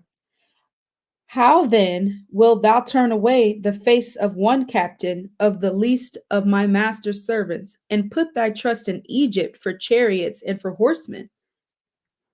Am I now come up without the Most High against this place to destroy it? The Creator said to me, Go up against this land and destroy it. He said the Most High told him to go up against this land and destroy it. He's lying in the name of the Creator. Let's read on, please. Verse 26. Then said Eliakim, the son of Hilkiah, and Shebna, and Joah unto Rabshakeh, Speak, I pray thee, to thy servants in the Syrian language, for we understand it. Hold on a second. If I'm not mistaken, Eliakim is Jeremiah's brother. They're the high priest. That's the priesthood. I believe Eliakim is Jeremiah's brother. Yeah, Eliakim. Read on, please. Speak, I pray thee, to thy servants in the Syrian language, for we understand it, and talk not with us in the Jews' language in the ears of the people that are on the wall. Now, when I read that, I said I had to jump on that for a minute. But do you see how these people came to invade our country, our nation, and they had the nerve to tell us, which is a powerful thing, but I'm going to show you something else. They had the nerve to tell us, don't speak in English to us. Speak to us in Hebrew. How many of us wouldn't be able to open our mouth? If they came to us and said, don't speak to us in English, speak to us in Hebrew and Hebrew only, how many of us will be able to stand on the principles that we say we Hebrew Israelites, right? But we don't even know our own language. So what are we really representing? Falsity. One of the things that prevents us from getting sovereignty right now is because we don't have our own language. Not enough of us can exchange and communicate in the Hebrew language, which is extremely, extremely important. We must have our own language to be established as a people. How many languages do we know on the average? One. And that language that we know on the average is the language that was of our oppressors. That's whose language we've learned. We don't know our language. But we at Leader of Temple Kefarym, we have Hebrew classes where you can come and you can learn your language. We offer that to the public free. Most things we do for free. We just ask for donations. Whoever want to give donations, give it. We don't put no value on it. Whatever it is to you, that's what you get. And we don't hold it against you. Here they're saying, speak unto us in the language, Syrian language, the Armenian language. Speak to us in that language. Because the people don't need to hear this conversation. Don't speak to us in the language of the Jews. What are they trying to have? They're trying to have an elevated conversation, and they're trying to keep it a secret. Read on, let's see what happens. Verse 27. But Rabshakeh said unto them, Hath my master sent me to thy master and to thee to speak these words? Hath he not sent me to the men which sit on the wall, that they may eat their own dung and drink their own piss with you? Then So Rabshakeh, what is actually happening is that our elite men in Israel, the priests, the scribes, they were learned men. Our people spoke multiple languages. We couldn't read and write, but our people could speak multiple languages. The average of our people was illiterate when it came to writing. We couldn't read or write anything, almost. But we could speak multiple languages. Read on, please. Verse 28. Then Rabshakeh stood and cried with a loud voice in the Jews' language and spake, saying, Hear Now, the this word. was Aramean, Syrian, and he knew how to speak Hebrew. You don't even know how to speak Hebrew, but somebody of another nationality is going to speak your language to you. It's sad. It's sad. Read on, please.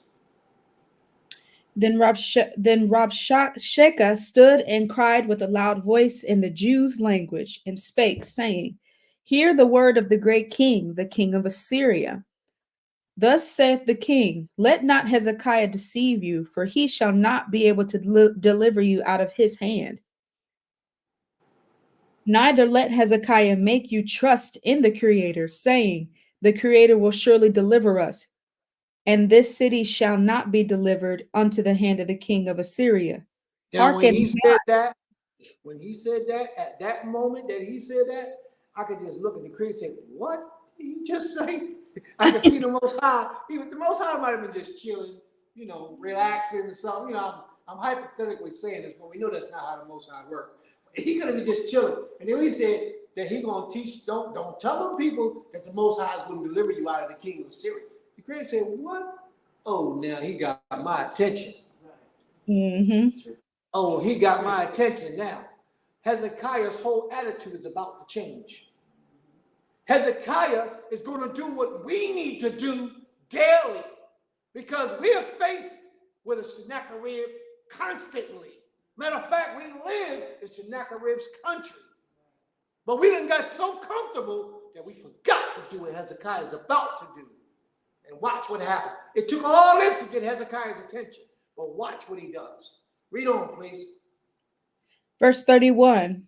Hearken not to Hezekiah, for thus saith the king of Assyria, Make an agreement with me by a present, and come out to me, and then eat ye every man of his own vine, and every one of his fig tree, and drink every one the waters of his cistern, until I come and take you away to a land like your own land, a land of corn and wine, a land of bread and vineyards, a land of olive, and of honey, that ye may live and not die. And hearken not unto Hezekiah when he persuadeth you, saying, The Lord, the Most High, will deliver us. Hath any of the deities of the nations delivered at all his land out of the hand of the king of Assyria? Oh, this guy don't know the Creator he's playing with. Now the Most High got to make an example out of him. He has to. Has to. He said all them other gods didn't do nothing for their people. Now watch what happens when we take over yours. Read on, please. Verse 33. Hath any of the deities of the nations delivered at all his land out of the hand of the king of Assyria? Where are the deities of Hamath and of Arpad? Where are the deities of Sepharvaim, Henna, and Eva? Have they delivered Samaria out of my hand? Who are they? Who are they among all the deities of the countries that have delivered their country out of my hand, that the Most High should deliver Jerusalem out of my hand? He just challenged the Most High. Straight up. He just challenged the Most High. And your boss is challenging the Most High every day. This government is challenging the Creator every day. And how are we going to put the Most High first, or are we going to succumb to what they desire of us? What are we going to do to straighten this matter up? Read on, please. Verse 36.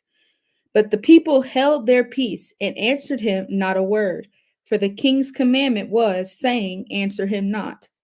So stop. Then, why didn't the people say anything to the brother who was speaking? What was his name? Rabshakeh? Something like that? yes, Why didn't anybody say anything to him? Rabshakeh. Why didn't nobody say nothing to him? Somebody tell me. Anybody? They were told not to. I don't know if y'all see how important that is. That is extremely important. So important that I got to bring it out. The people are in fear that they're about to lose their life. Right? They don't know whether they're going to be there today or tomorrow. But they have unity. The king said, don't say anything to them. What did the people do? They didn't say anything to, not Negroes today. Oh, I got to think about me and my house. I got to think about me and my wife. No. Listen, let me tell y'all something. We could change our condition in this country overnight. Overnight. All we got to do is work together. If we say nobody go to work tomorrow, nobody catch any bus, everybody stay home tomorrow. Everybody, all people of color, stay home tomorrow. If everybody fell in alignment, this country, we would get their attention. And they would give us anything that we asked for after that. Let alone if we said, do it for 3 days. And then when they come and talk to us, then we'll talk to them about our demands. And we will get them. But the problem is, too many of us will say, who was that prince? Who died and made him chief? Who put him in a position to tell us to come together to fight against the oppressor? Because the oppressor ain't white. I want y'all to know that. A lot of our oppressors look just like us. Who is he that we should listen to him and that we should stay and try to unify and unite together to change the condition? I'm happy with the condition I'm living in. I make $15 an hour. I got a nice little car. I got my little apartment, and I got my shorty that comes over every once in a while. I don't want to mess up that flow. That's how a lot of people think. They're selfish. But they don't think about the nation. They don't think about the majority of our people that are suffering at the hands of our oppressors. If we decided, like our forefathers did, to walk with one accord, to do everything together as one people, we would accomplish great things. The reason why we are suffering today is because we're not united. We're not united in our minds. We don't all live together. Where Negro Village at? Every city we go into has a village of different nationalities of people. You got the Italians all together. We call it Little Italy in Philly. Little Italy. We got what they call Chinatown. All down Center City. They got their area. The Germans got a little area. We call it Germantown, certain parts of Germantown. They got all these different areas where all these nationalities got it locked down. We're Negro Village. Matter of fact, we're Hebrew Town. Where's Hebrew Town? Beulah Land? Yeah, I like that. I like the way that sounds. Beulah Land, Hebrew Town. But that would only be in Georgia. Where else are we going to have our own little cities at that's only about the Most High? When the Shabbat come around, everybody in the town shut down. And we ain't going to have arguments about when the Shabbat start. We're going to all be on one accord. And we all moving out with the righteous spirit to serve this king. When is that going to happen? All we got to do is do it. Stop talking about it and just do it. That's all we got to do. We just got to do it. There's no ego in all of this. And I was supposed to have spoken on ego. That was supposed to have been a part of my lesson today. But ego is what's holding us back. Ego is what's tearing us up as a people, preventing us from moving forward. What we just read didn't have ego in it. When the king gave the order, all the people obeyed. That's not ego. That wasn't ego. You understand? That's the absence of ego. But today, everybody's filled with the passion of ego. Selfishness, pride, arrogance. People didn't have that back then. And that's why Hezekiah, when he said don't, the people didn't. When he said don't move, they didn't move. Read on, please. Okay. Verse 36. But the people held their peace and answered him not a word, for the king's commandment was, saying, answer him not. Then came Eliakim, the son of Hilkiah, which was over the household, and Shebna the scribe, and Joah the son of Asaph, the recorder, to Hezekiah with their clothes rent, and told him the words of Rashakah. Now we heard that first portion. We're going to take a pause for just a few minutes, and we're going to jump back onto the second portion. All right. Did you look up that brother Eliakim? Yeah, that's not his brother. That's not Jeremiah's brother? His brother is Jehoahaz. What's Jeremiah's father name? Hilkiah, but it's not the same. Well, I looked up, it wasn't the same one. Go ahead, y'all. Take a bathroom break. Take a little break, y'all. We're going to just be right back in a few minutes. That's right, Sister Trucelia. We have become complacent. That's right. A lot of us have lost focus. But take your little bathroom break. He was son of Hilkiah the priest. Jeremiah was son of Hilkiah the priest who were in Anathar. Yeah, so it's two different Hilkiahs. I thought that was Jeremiah's brother. But okay, no problem. Because Jeremiah was from Jerusalem. Yeah, and then they said Eliakim, his name was changed to Jehoiakim. No, that's not the king. I mean, that's not the priest. That's the king. Oh. Eliakim. Okay. They were saying that they changed his name. You're looking up the wrong Eliakim, babe. The Eliakim I'm talking about wasn't the king. He was of the lineage. He was a priesthood. Right. The son of Hezekiah who succeeded Shebna as governor of the palace and grand vizier under Hezekiah. That's who you're talking about? Yes. Whose brother was. So it says, whose brother was Eliakim? The king of Egypt named Eliakim, a brother of The king of Egypt. We're not talking about the king of Egypt. I'm reading what they're saying about Eliakim. Okay. All right, coffee break over.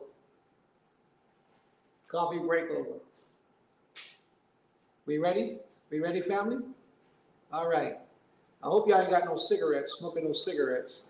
I hope y'all ain't smoking that tweed. I hope y'all ain't got no liquor, drinking that liquor. Hope y'all ain't got no crack, smoking that crack side. Why I mention those things? Because we wait for everybody to come back from the bathroom, so I figured I'd talk about it. Why I mention those things? Those are the same things I mentioned earlier in class, and those are the things that prevent us from being the best version of ourselves. The adversary put those things in our communities to hold us back from developing to the best versions of ourselves. Those things mess up your brain. They get in the way of your pineal gland. They prevent you from being the best that you can possibly be. And we have taken on these customs and we have allowed these things to be known as things we do just to pass the time, to bring us comfort or to relieve our spirits. The Most High does say, give drink unto the man that's really suffering really bad. Give him strong drink to take his mind off of his problems. But we do that to take our minds off of everyday life. Therefore, our minds are not focused on the real issues that's before us. All right. Let's move forward. So we're back now. 2 Kings chapter 19. Are you ready? Came. All right, we got to get through this. So we're going to move forward. But now we're going to see what the results were when Hezekiah, he now gets to witness how powerful the king of Assyria was. But now that he's challenging the Most High, watch what Hezekiah does. Because these are the things that we need to do in our lifetime right now while we're here, to change the destiny of our people today. This is what we need to do right now. Read on, please. Reading from 2 Kings chapter 19, verse 1. And it came to pass, when King Hezekiah heard it, that he rent his clothes and covered himself with sackcloth and went into the house of the Creator. And he Stop. How many of us have that type of passion and zeal for the Most High?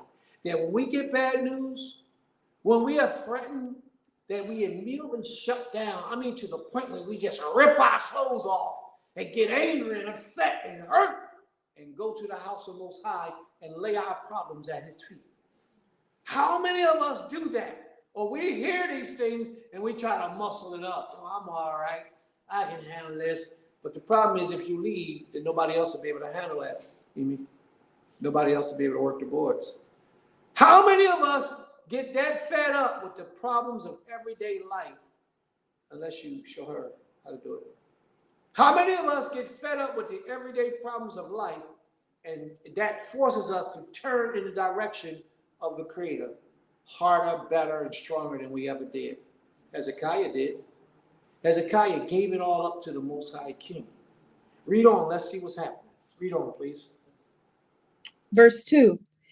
And he sent Eliakim, which was over the household, and Shebna the scribe, and the elders of the priests, covered with sackcloth, to Isaiah the prophet, the son of Amoz. And they said unto him, Thus saith Hezekiah, this day is a day of trouble, and of rebuke, and of blasphemy.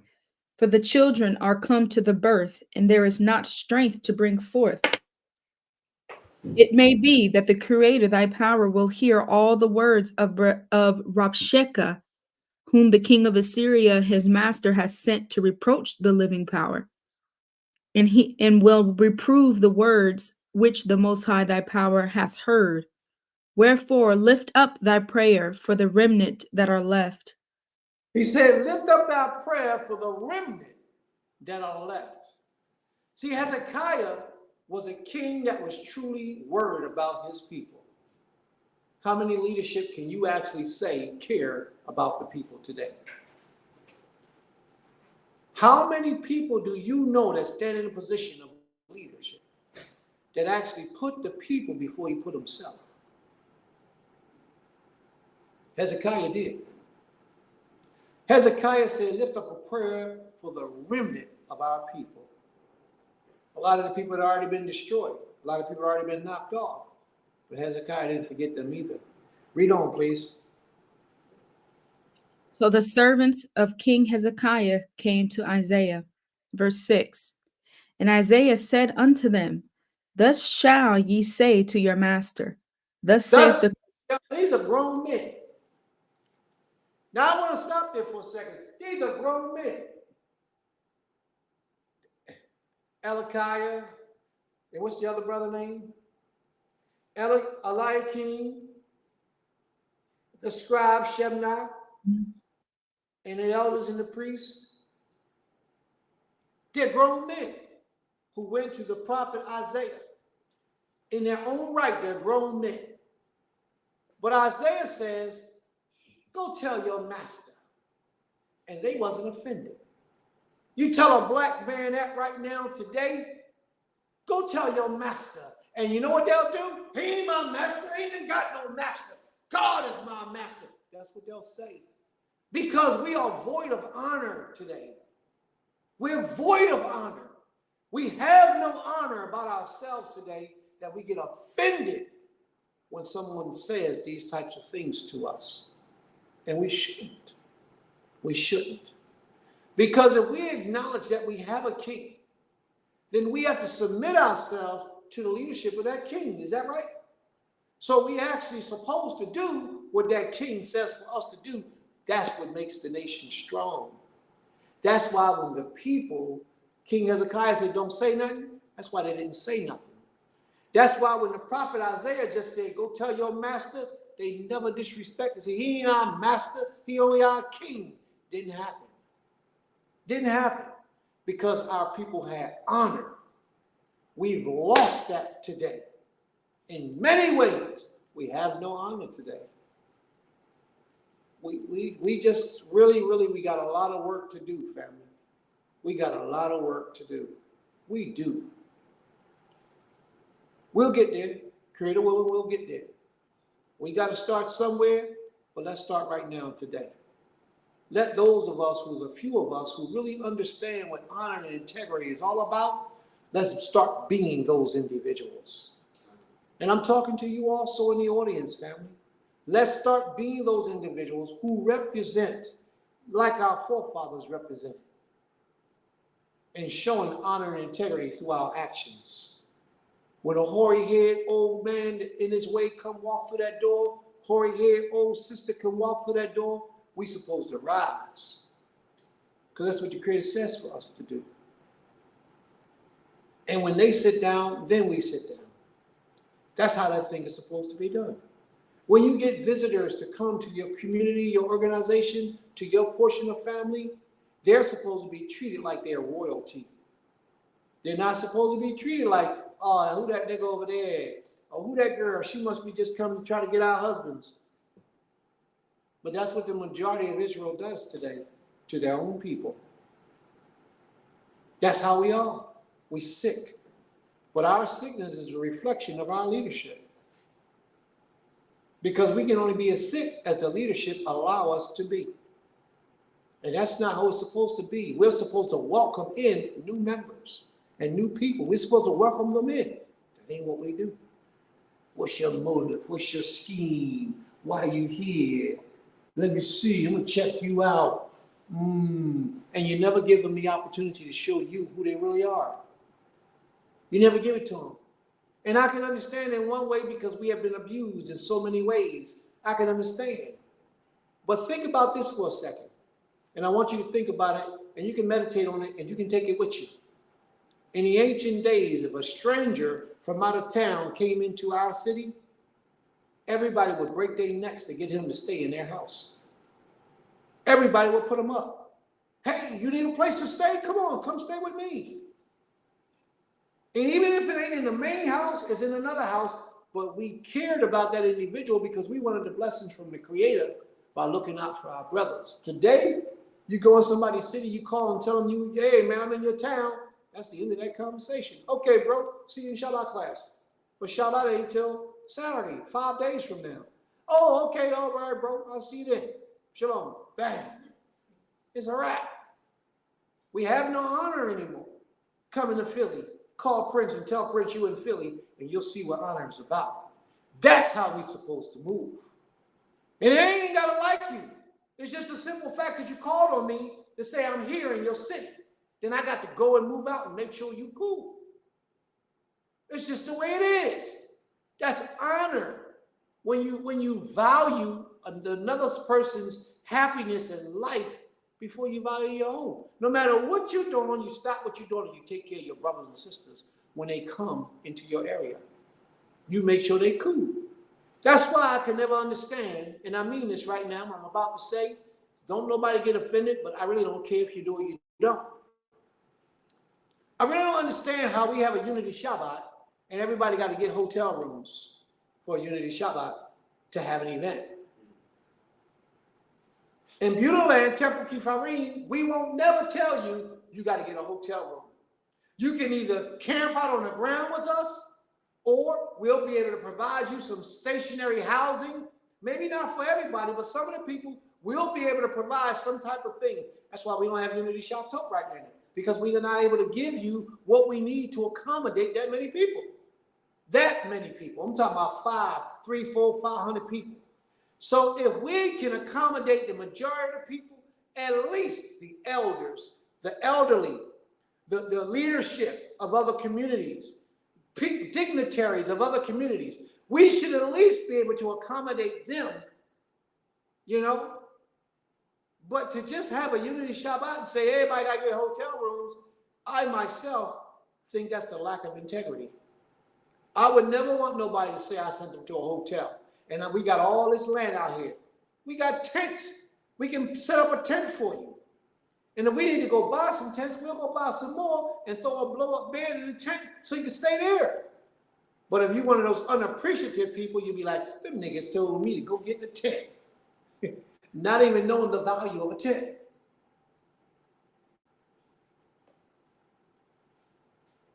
That's right, bro. That's what it's about.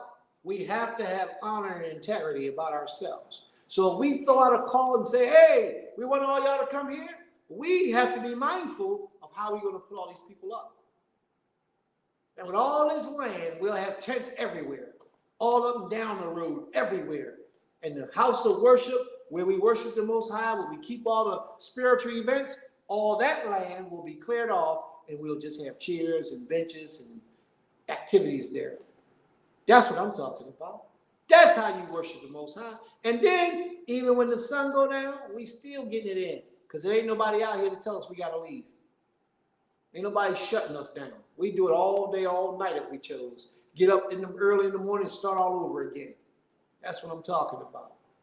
That's how we got to do it. We got to show honor and integrity for those who are coming in our midst that we're trying to be with. Because we send out the invite.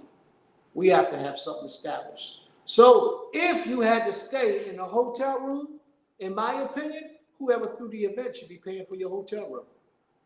That's my opinion. But that ain't what they do in Israel today. They'll set the venue and say, we're here. And they'll say, we got 29 rooms locked off at the hotel over there. You got to call them and hurry and make your reservation so you can get a room over there. And we go for it. There's no honor in that. Did you care enough about me to even make a reservation for me? Did you care enough about me to pay the cost for the hotel room? Am I that important to you? And I'll be the speaker. I'm coming, I'm speaking, and I still got to pay for my own room. In my opinion, the only thing that a person should have to pay for if they come in for Unity Shabbat, the only thing that you have to pay for is their transportation. How they going to get there. But when they get there, everything else is on you as the person hosting the event. Their room, their board, their food, everything is on you. But what you can do is you can say, hey, send us a donation. If you want, send a little donation. Why you need a donation? Just so we can buy enough food for everybody and it won't hurt one person or our community too bad. Because if we got 400-500 people, that's going to be a lot of food. We're talking thousands of dollars. And not that it'll be a problem, but the simple fact is everybody should contribute to the event, the holy day, and whatever it is that we're doing in honor and in memorial of the Creator and what He has established. Everybody should contribute something, whatever you're able to do. There's no price tag on it. We're not going to put a price tag on it. We'll let you contribute what you can. That's how it's supposed to be done. But if somebody says we're having a Unity Shabbat or March the 4th in Philadelphia, and we want all y'all to come, and here's the information, and here's the price to attend, and here's the hotel location, and you go, then that's on you. But I won't. Unless you call me and tell me you're going to pay for my hotel room. Well, who you think you is that I should be paying for? I'm your brother. Unless I really just want to go. Really, really, really bad, just so I can tell everybody how nasty they are and how disrespectful they are. Because you know they're going to give me a mic. When they give me a mic, I'm going to tell them. I shouldn't have to pay for my own hotel room. Y'all should have paid for it. I'm going to say it with a serious face, too. Y'all should have paid for that. And that would be it. I'm going to leave it alone. Let's get back to the class. Where we leave at? Ain't nobody going to invite me to no Unity Shabbat no more. 2 Kings chapter 19, verse 6. Hold on, let me say something before you continue. Sister Priscilla said in the room, even now in many parts of Africa, the African continent, they embrace visitors. It's a norm. Embracing visitors is a norm. And that's deep. And that's how it's supposed to be. But we don't see that because we have no honor about ourselves. And we don't live in our integrity. So everything that I'm saying is what it's supposed to be. You know? And even if you did charge a minimum amount. The very bare minimum, just so that you don't have to come out of pocket. Read on, please. I'm sorry. Let's get back to that. Verse 6. And Isaiah said unto them, Thus shall ye say to your master, Thus saith the Creator, Be not afraid of the words which thou hast heard, with which the servants of the king of Assyria has blasphemed me. Behold, I will send a blast upon him, and he shall hear a rumor, and he shall return to his own land, and I will cause him to fall by the sword in his own land. The Most High said, all them nasty words you just said about me, I got something for you. I'm going to take your life. Mm-hmm. I'm going to set it up so that it's done strategically. You're going to think something going on back there, so you have to pull all your troops out, which means they're going to leave my people alone. And when you get back there, I'm going to take your life. Don't play with this, king. He said, I ain't like anybody else. I know what the other nations you did to their deities, they did, but I ain't a deity. I'm the real deal. Watch this. Read on, please. Verse 8. So Rabshakeh returned and found the king of Assyria warring against Libnah, for he had heard. Warring against Libnah, for he had heard that he was departed from Lachish. So before the messengers could even get back to tell the king, the Creator already started to put his thing in motion. He already started. Before they could get back to tell Hezekiah the good news, the Creator already started in motion. Watch this. Read on, please. And when he heard say of Tirhakah, king of Ethiopia, Behold, he is come out to fight against thee, he sent messengers again unto Hezekiah, saying, Thus shall ye speak to Hezekiah, king of Judah, saying, Let not thy power in whom thy trustest deceive thee, saying, Jerusalem shall not be delivered into the hand of the king of Assyria. Behold, thou hast heard what the king of Assyria has done to all lands by destroying them utterly, and shalt thou be delivered? Have the deities of the nations delivered them, which my fathers have destroyed, as Gazon and Haran and Reseph, and the children of Eden, which were in Telezer? Where is the king of Hamath and the city, and the king of Arpad, and the king of the city of Sepharvaim, of Hena and Eva? Now, he wrote a letter to King Hezekiah. He at war right now, fighting somebody else. He had to leave Lachish. He had to go back and fight a war. So he's going back. His people are going back. They're over there fighting that war, but he's still messing with Hezekiah. This time he wrote a letter. Hezekiah going to take that letter, and he's going to do what all of us should do when we have problems with people. Watch what happens. Read on. Verse 14. And Hezekiah received the letter of the hand of the messengers and read it. And Hezekiah went up into the house of the Creator and spread it before the Creator. He took that letter. You can take your bills. You can take your what's those things that they give you with eviction letters? You can take pregnancy tests. If you want babies and you ain't showing no babies, take the test to the Creator and say, Creator, you promised me you would bless my womb. However it is, whatever things that are ailing you in your life, take it before the Most High. Lay it before his throne. Say your prayer and trust that he will deliver. Don't matter what it is. There's nothing too big for this king. You should see me, man. When I get in here, I'll be on this floor right here, laying right there on the floor, praying to the king, man, about the things that we need. And lo and behold, those things are falling in place. It is. It's falling in place. Believe me. I just can't wait till the time comes when we can sit back and say, look at all the Most High has blessed us with. I mean, we do it right now. We do it right now. But I'm talking about when we have finished building the medical center, we finished building all the buildings that we're putting out in the front for the people to live in. We got the recreation centers back there. We got the school up there. I'm just waiting for all those things to be totally, completely done. All the houses on the land. And we sitting back saying, yeah, got the technical field set up. We like, yeah, got the cemetery over there. Oh, yeah, we got a Hebrew cemetery that we're building just for Hebrews. So, That's a thing. That's a good thing. I don't know if we got a Hebrew cemetery in the United States just for our people. I don't think we have it.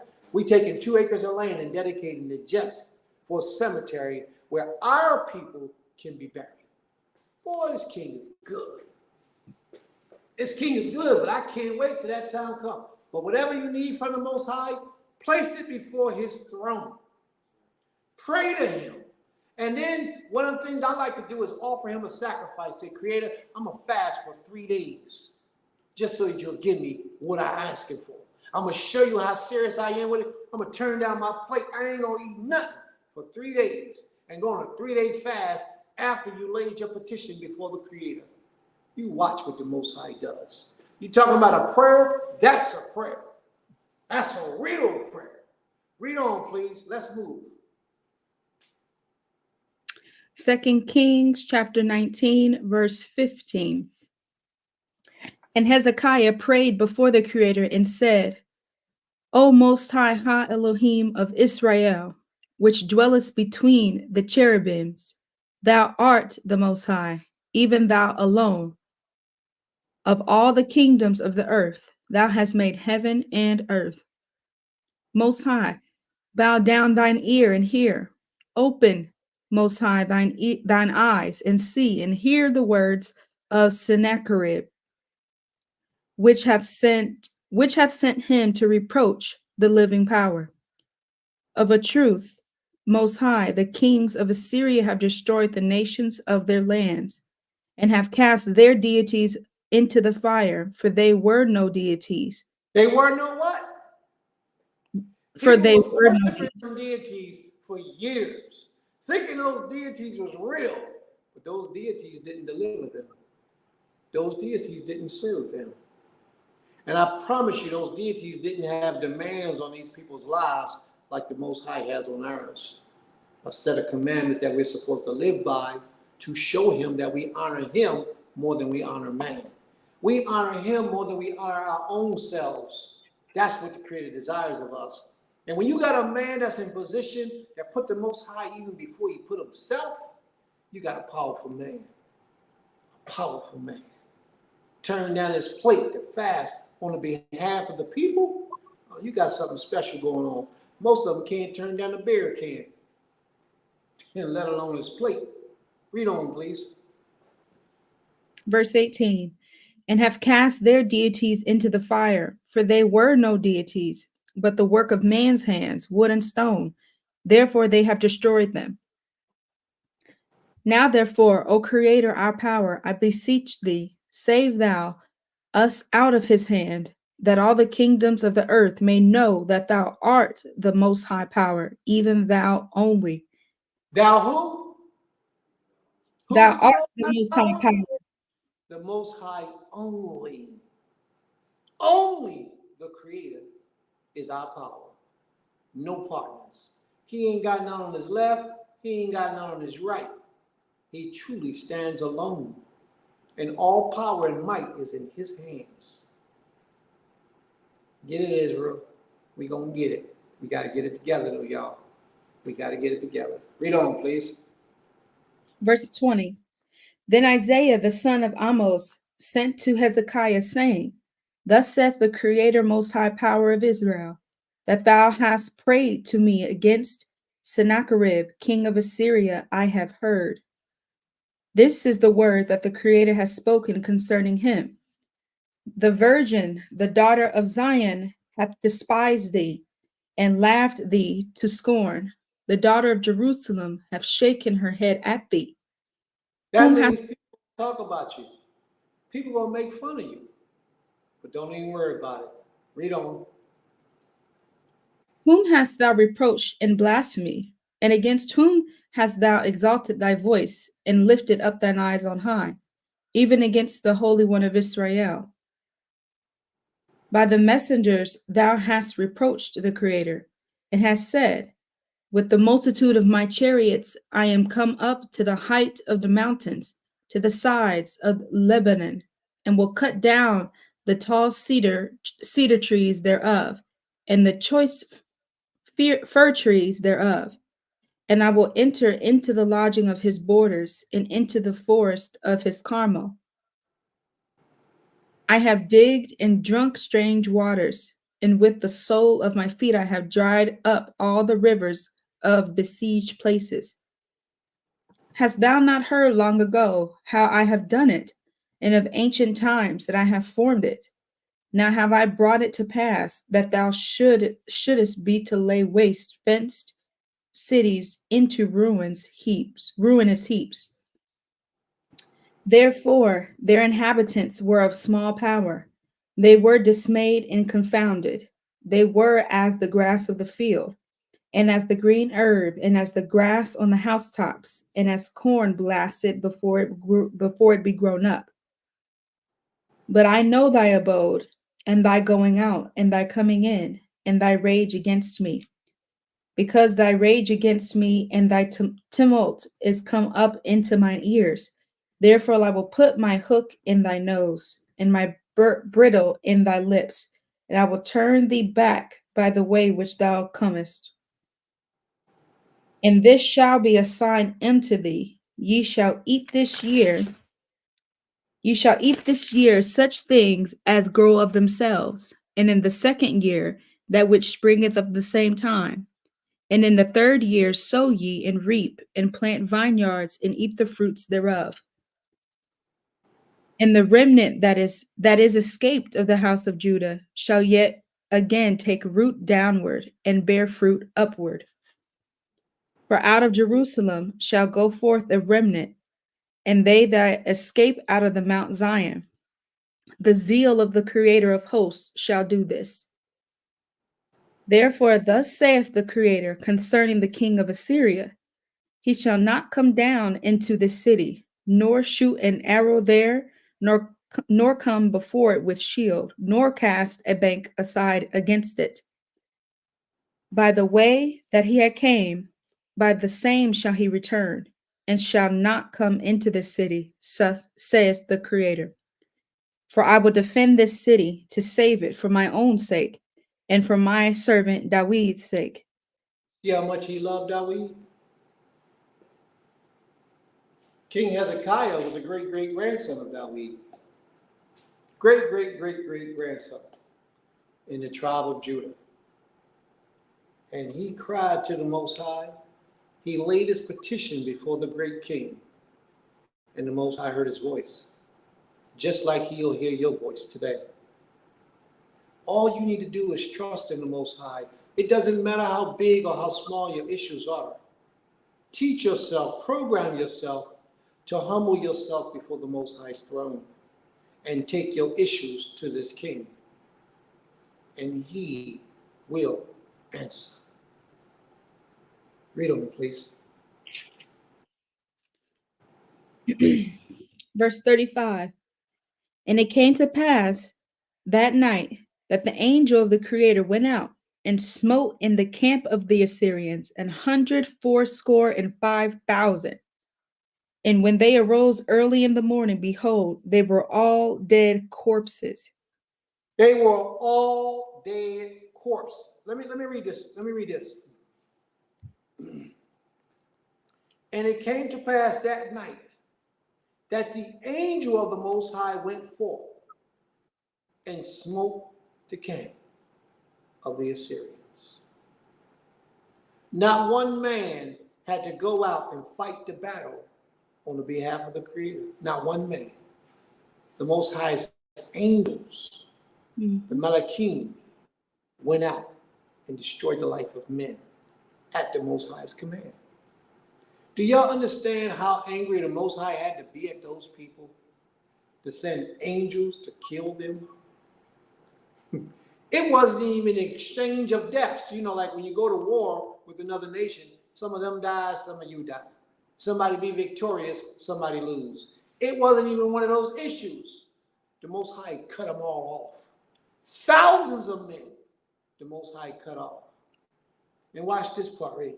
It says, so Sennacherib, king of Assyria, departed and went and returned and dwelt at Nineveh. Nineveh is the capital city of Assyria. You remember Jonah went to Nineveh? and he helped the people out. And then that king at that time turned back in the way of the Most High, and the Most High spared their lives. That's Nineveh. So Sennacherib got away and went to, he didn't get away because he wasn't there, but he went back to his own city where he was supposed to go, as Isaiah prophesied the first time when the emissaries came to Isaiah. He prophesied then that Sennacherib was going to go back home and meet defeat in his own home. That prophecy had to be fulfilled. It just took time for it to happen. But the Most High showed us that he jumped on it right away. Mm-hmm. So before the men got back to Hezekiah, the Most High had already jumped on it and sent them out of Lachish back to war in another place with the king of Ethiopia. They went to war with him. And now that war is over, the Creator destroyed their whole army. He destroyed their whole army with angels. You don't even have to fight your battle, family. All you got to do is take your battle to the Creator. The Most High will fight your battles for you. Somebody did something to us and came up against us and tried to destroy us in a manner. All we did was pray to the Most High, left the matter before the Creator. And less than a week, the Most High, you can see it, he got right in motion. Like the next day or the day after that. And all of a sudden, he started restoring, then he started replacing, and then he started adding. And he ain't stopped to this day. And we just on the receiving end, and it's good to see how the Most High's power works. It's good to be on this side of his blessings. Because, you know, we could have been on the other side, being suffering and being tortured by the Creator. We might not even have our lives today. With all the things that he allowed us to get away with in our lifetime, he could have took us out at any time. Because a lot of the things we did was worthy of death. But he had mercy on us. So we got no other choice right now to be grateful and thankful and give our best over to the Creator. And give him the best of us. Because he spared our lives, even in the midst of all the evil and destruction that we did. Read on, please. Verse 36. So Sennacherib, king of Assyria, departed and went and returned and dwelt at Nineveh. And it came to pass, as he was worshiping in the house of Nisroch, his deity, that Adramelech and Sherezar, his sons,